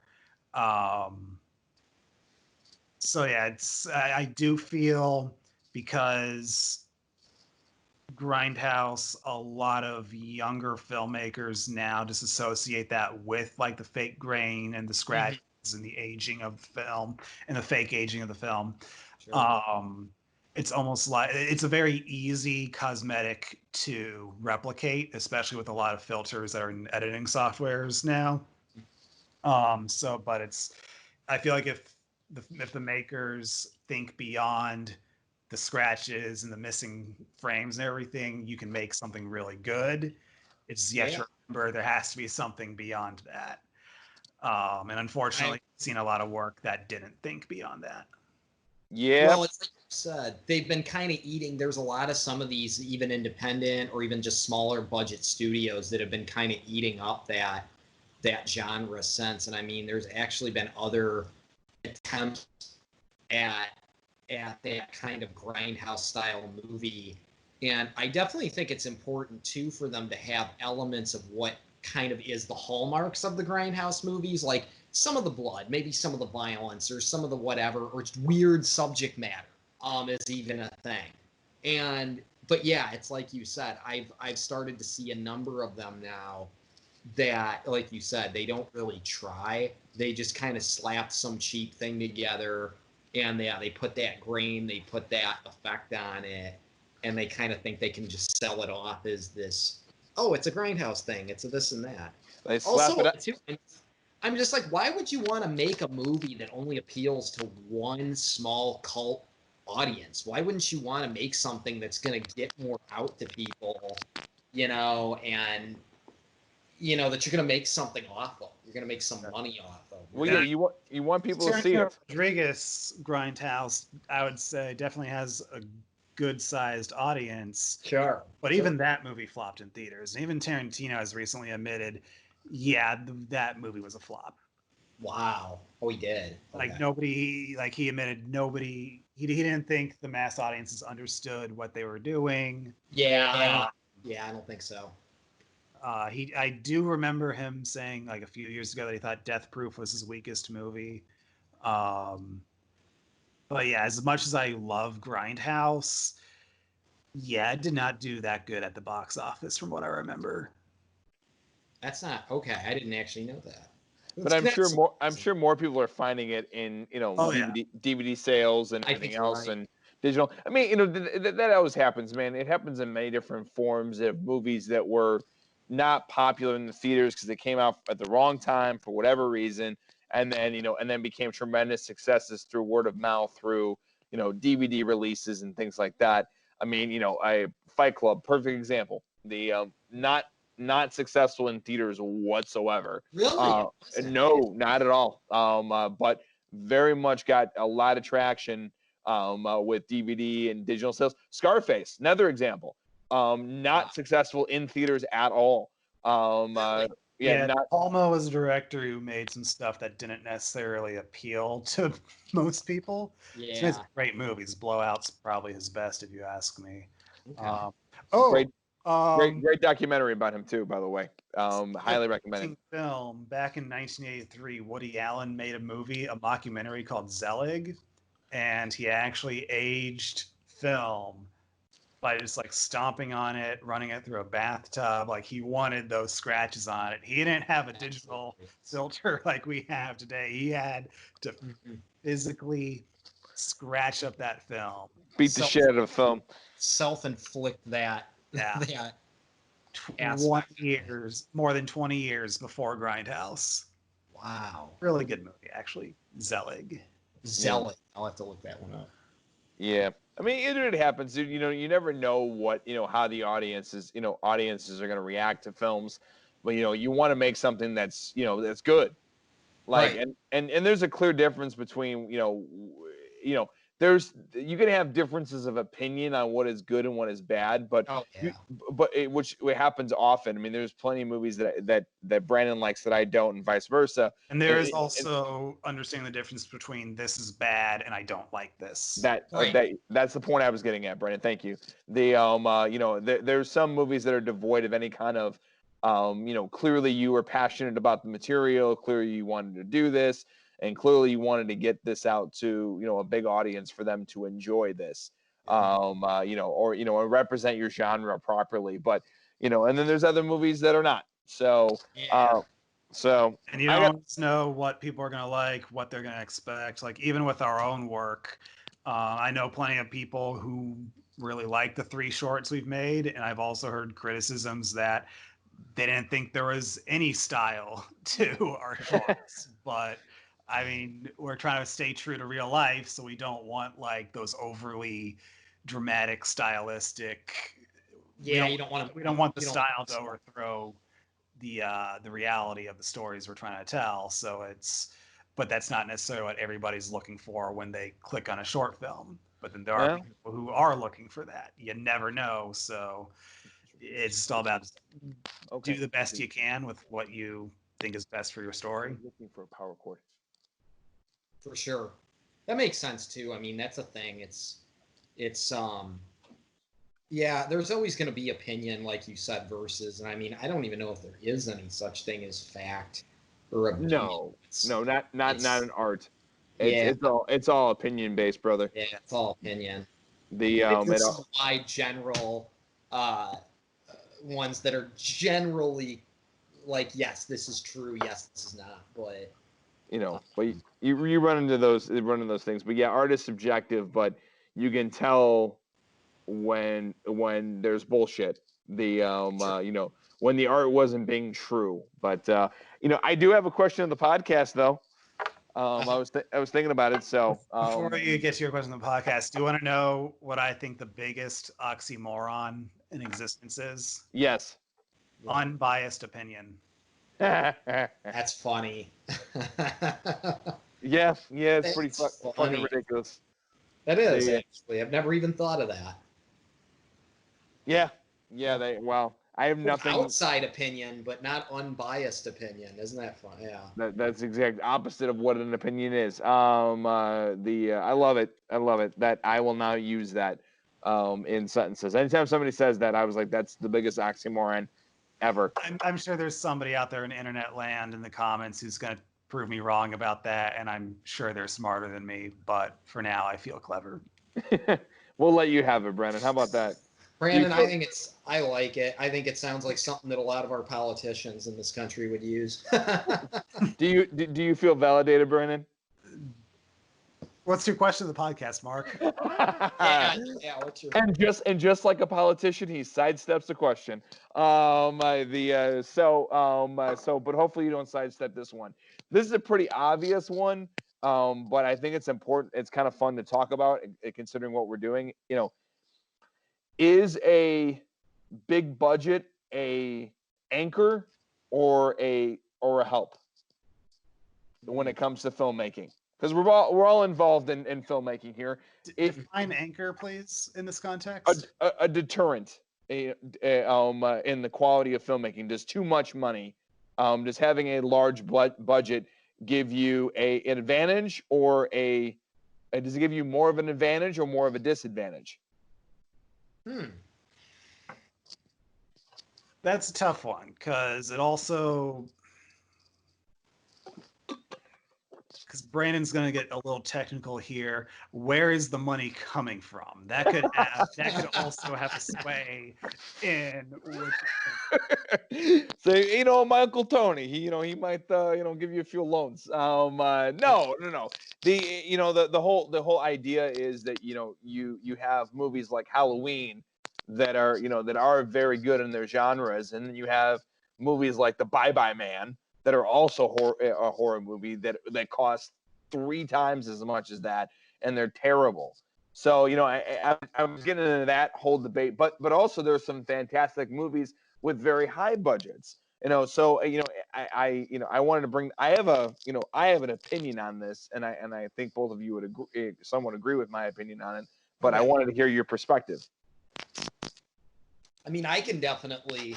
You want me to throw in just a little? Yeah, Vinny, go ahead, brother. One thought I have with that is I definitely, I don't know if it hinders the whole movie, but I could definitely think of examples where big budget, or maybe I should say having a lesser budget contributed to the creativity.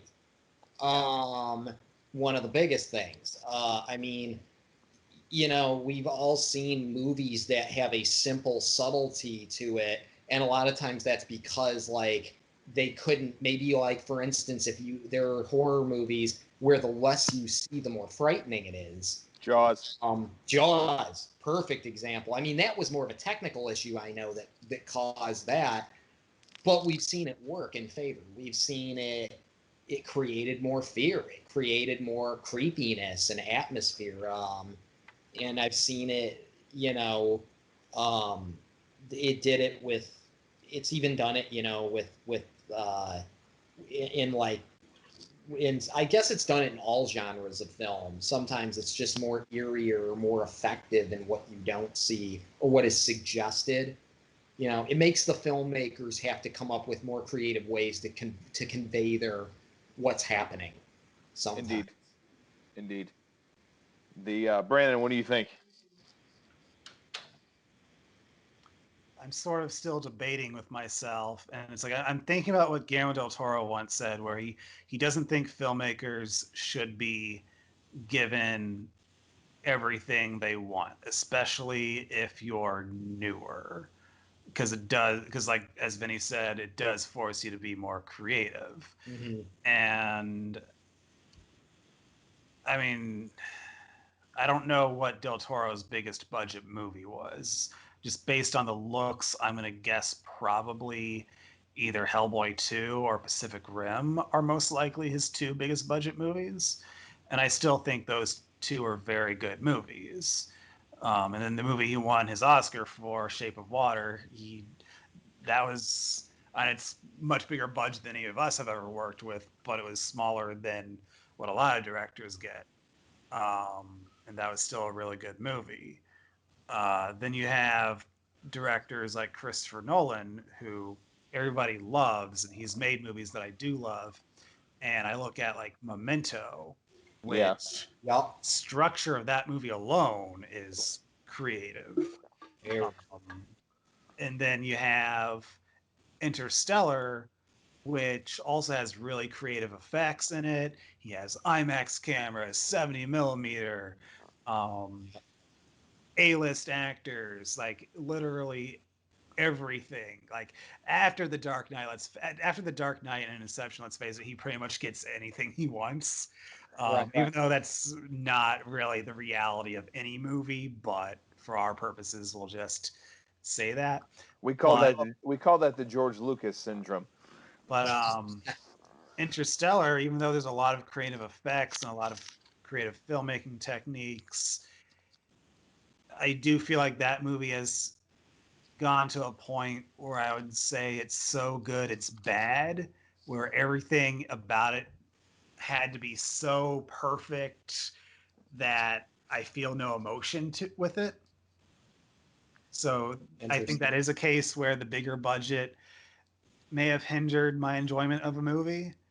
Um, It removes the I think the big thing with bigger budgets is a lot of times people fall into traps of, like Vinny was saying, less creativity and less, and you're gonna get more, either so much stuff it's to the point of perfection and it doesn't feel organic anymore, it doesn't feel like it has life anymore, or what happens a lot more often is waste and just money for the sake of money. A perfect example for that is the Transformers series or the Fast and the Furious series.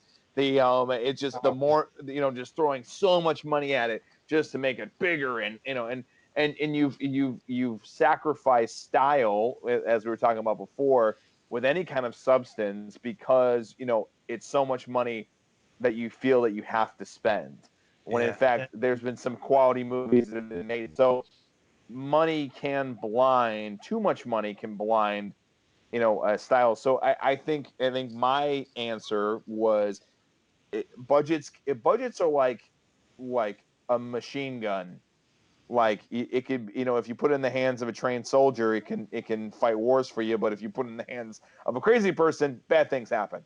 yeah, So it really, it just depends on who you give the money to and what kind of substance they're going to come up with. Christopher Nolan making The Dark Knight, like that was a very high end budget. that's right. um and it was a great movie. And then you have Transformers, which, I'm going to say, actually, let's just make this real specific. Transformers 2, which is terrible.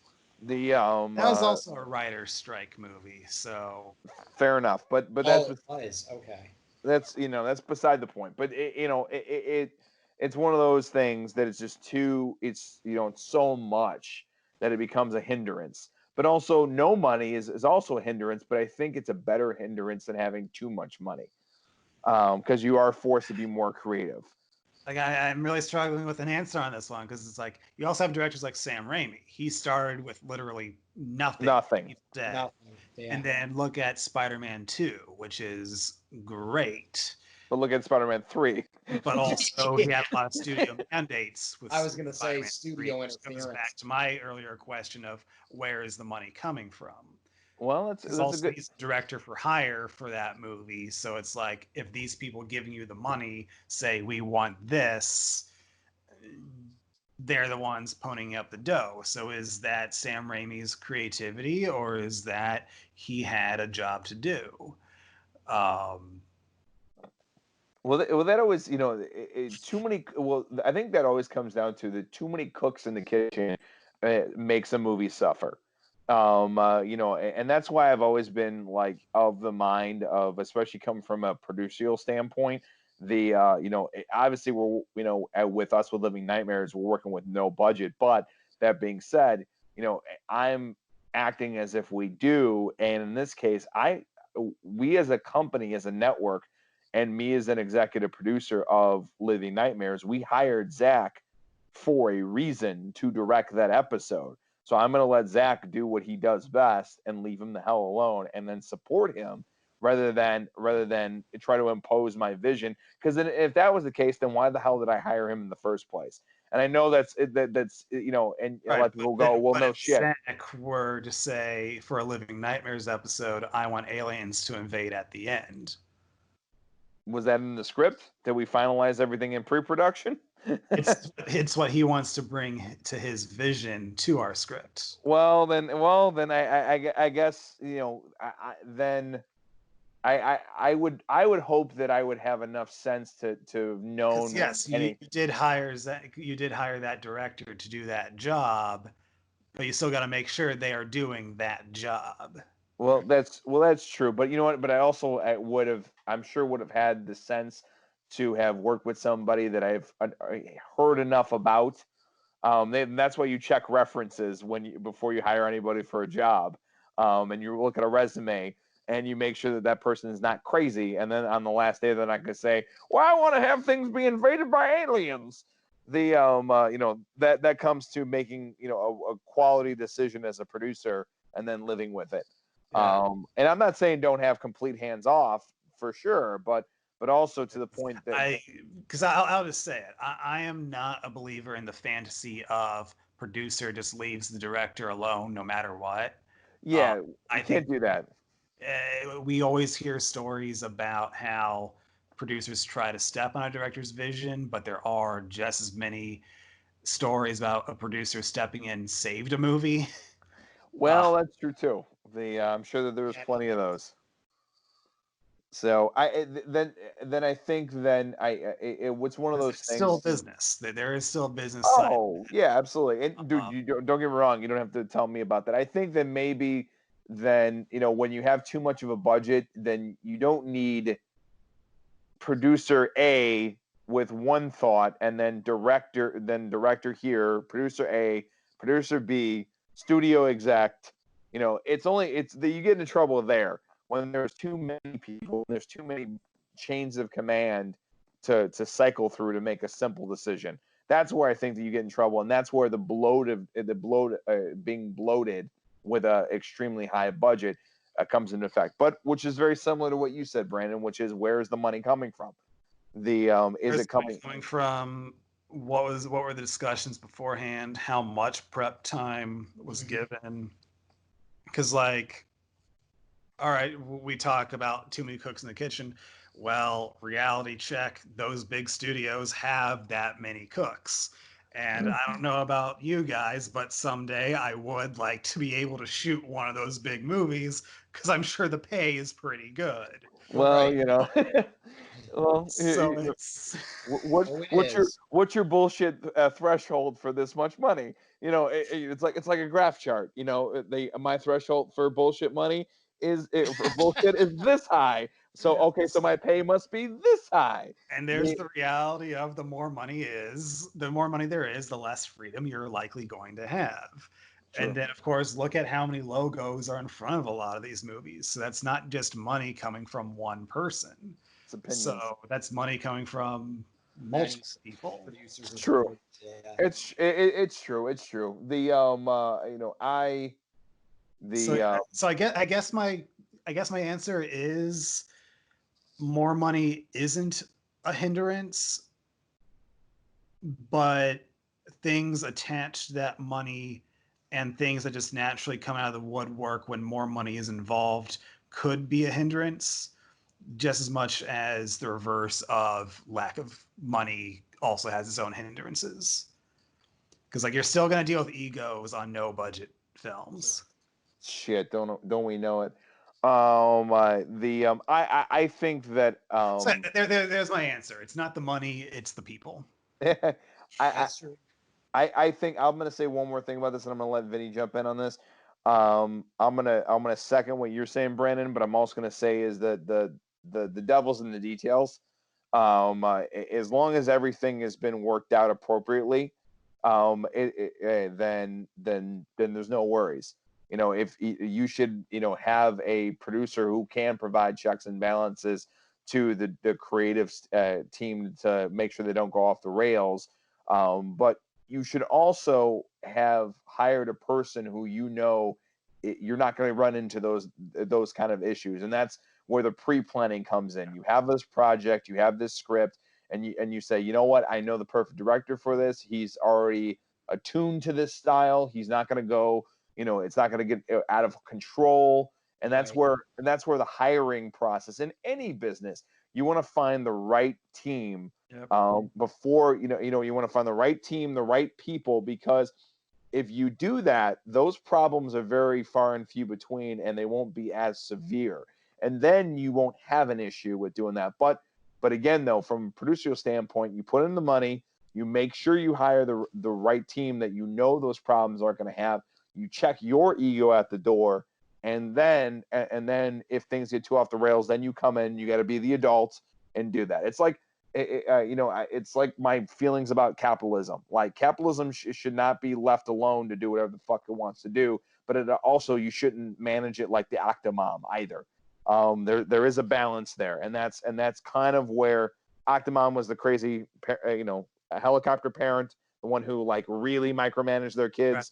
the ones who put them on leashes and shit. Right. They, like you can't be that either. Like there has to be a balance, but again, the devil's in the details. You have to have the right prep of the situation, hire the right people, and then your budget can be as big as it wants to be, as long as everybody's on the same page before everything starts, and then you won't have any issues, because everybody knows that a huge portion of the issues that cause the most problem and get the most stories are during production.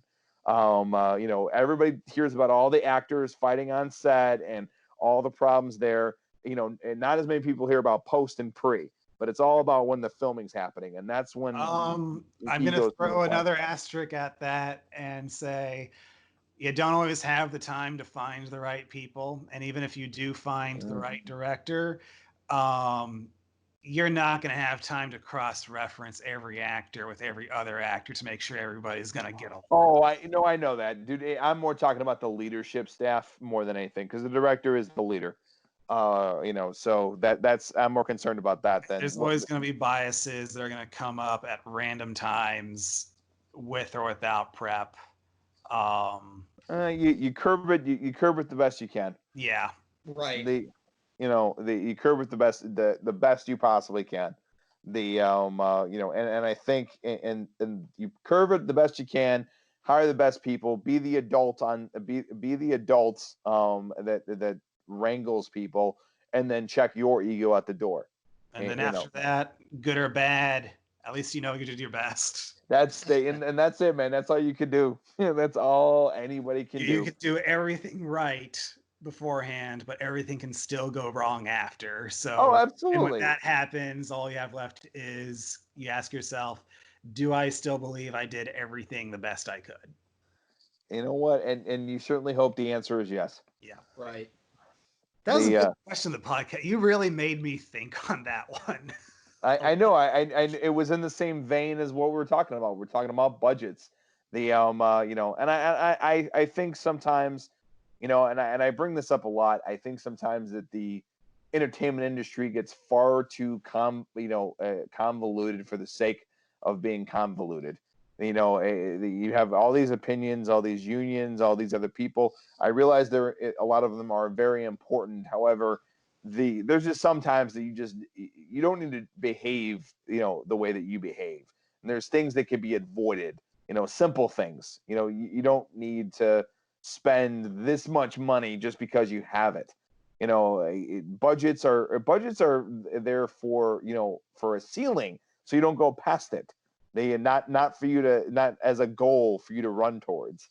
So you find ways to do that. We got plenty of indie filmmakers that find all kinds of ways to get shit done for much less than that, and just treat it like a normal business, because that's what it is. It is a business.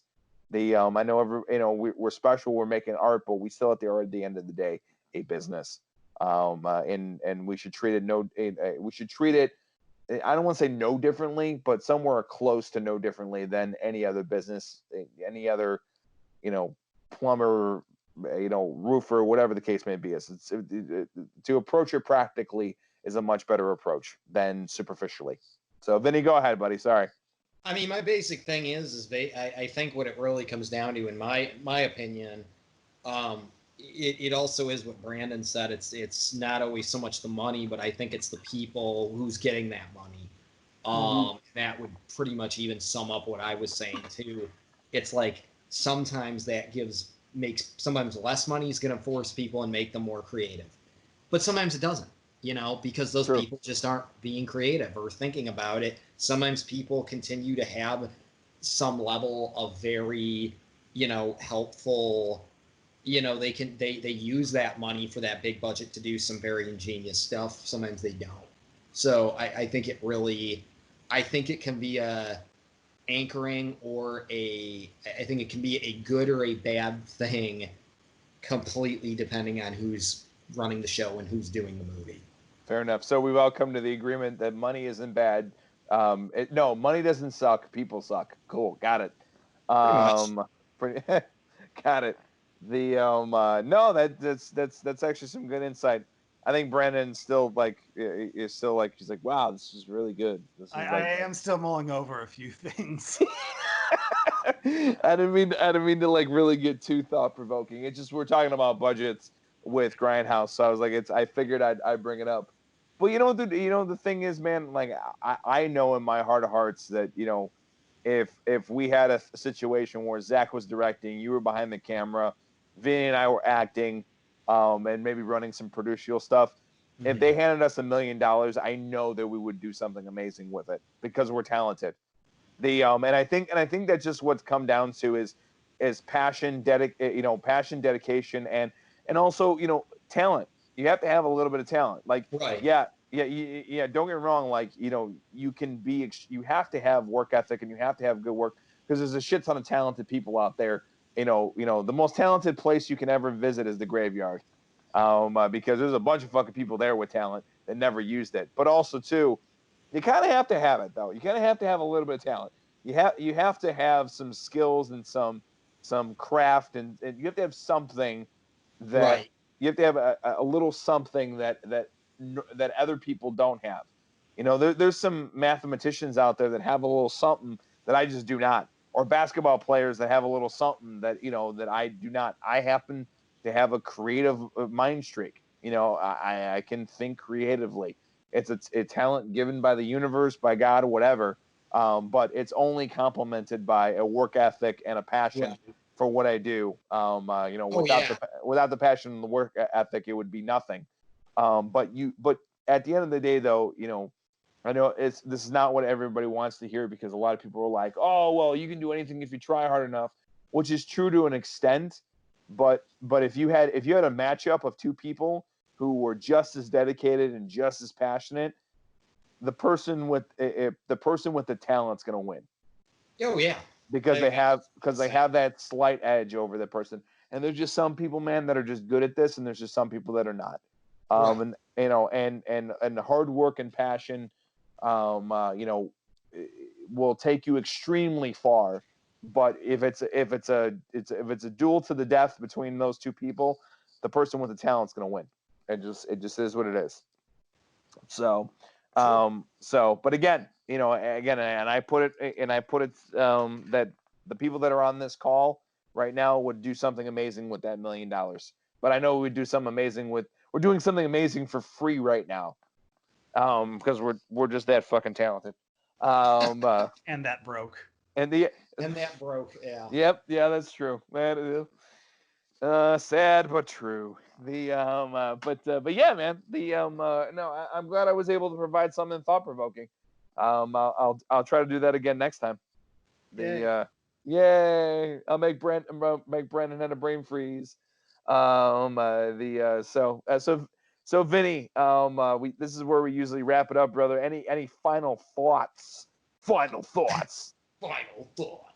I think it's just kind of cool. I mean, I think it's the Grindhouse thing definitely has become not that I'm gonna sit there and say it's a genre of great films, but it's definitely become one of significant and fun, enjoyable ones to me. And I'm glad talking about it was kind of able to put us into this other thought too, just about like quality of a film and quality in this kind of stuff, dealing with budget, dealing with the filmmakers themselves, and kind of encompasses all that. Ooh, that's a big word. Encompasses. It encompasses it. Good for you, many big words. Mark, what are your final thoughts? The English minor in me, it encompasses. It was definitely fun. I got introduced to a genre that I wouldn't normally watch. And I had fun. I don't want to say I had way more fun talking about it with you guys than I did actually watching the movie. But now I've been more interested to catch a few more of these, because I think I want to do a little bit more exploring with the genre now. Now that you guys have talked about a few of these films, like I'm like, you know what, I'm gonna check this out. I'm gonna see what else is going on, because it sounds cool. It sounds like an enjoyable experience. So and it was fun talking about budgets. I'm one that speaks very passionately about the how the Hollywood system could be doing it better. Oh yeah. It's and I like to bring everybody down to earth when it comes to budgets and what we all want to do for a living.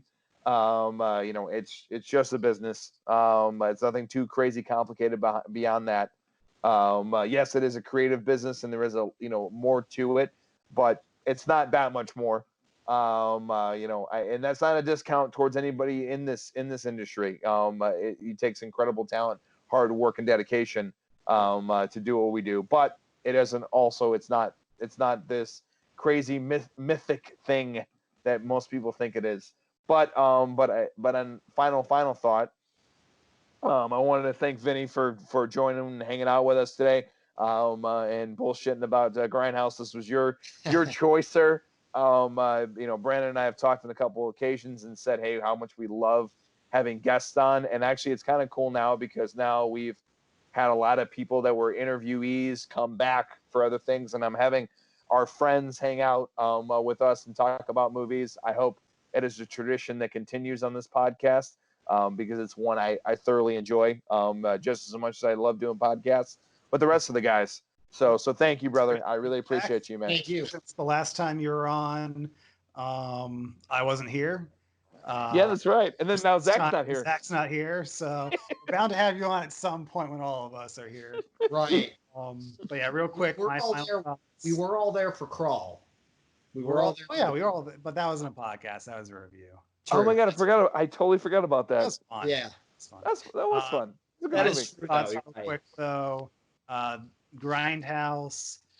Though there are very few great movies to come from Grindhouse, I do think they have inspired quite a few great movies, and we didn't really delve too much into the overlaying influence of Grindhouse, but they have definitely influenced some great movies. Sure. Before we say our goodbyes, Vinny, is there any social media or upcoming projects that you would like to plug?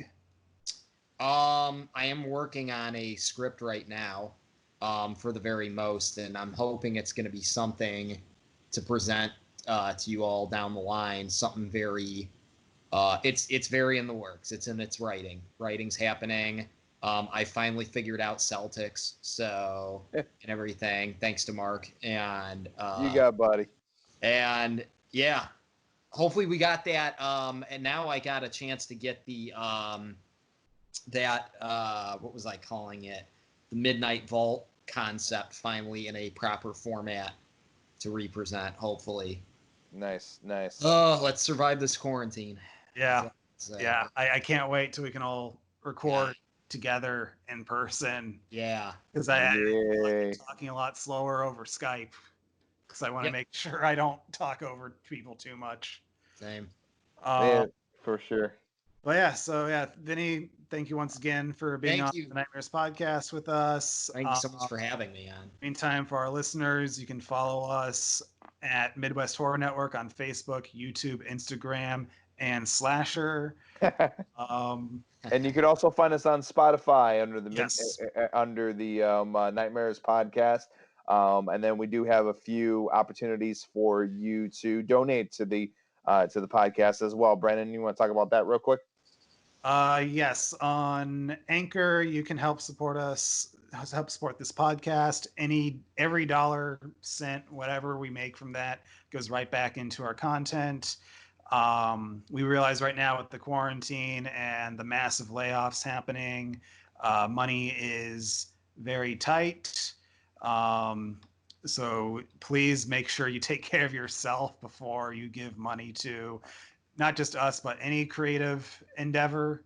However, in lieu of any donation, likes, shares, subscribes, positive comments, those are all great free ways to support any creative person or company that you want to support at a difficult time like this. Absolutely. And actually, if you have a genre of horror movies that you want us to go over, or if we've had an interview in the past that you want to have back for us to chat with, we did that with Rob for Stephen King movies. Go ahead and check out that podcast. Or if you want to have Vinny come back and talk about whatever, give it a little comment down in the bottom, and we'll be more than happy to respond. And then obviously too, if you are a Midwest independent filmmaker, give us a message. Let us know what you're up to. We always love to hear what's going on in the, keep our ears to the sidewalk and know what's going on in the different communities, not just in Chicago or where we're at, but we'd love to hear from people from Detroit and Milwaukee, Indianapolis, and so on. So please let us know what you all Anywhere are in the up country, really. to. And that works too. Anywhere in the country. Obviously, we're a Midwest, but we are still a Midwest in the Have had a United good amount States. of East Coast interviewees. Yes, we have. Yes, we have, and they were just as great. Let's do it. So please definitely reach out to us. We would love to hear from you. And then of course I am Mark from the Midwest podcast. And I'm with I'm sorry, not Midwest podcast, the Living Nightmares podcast. And I'm of course with Vinny and Brandon. Thank you very much. Y'all have a good evening. Bye bye. Thank you.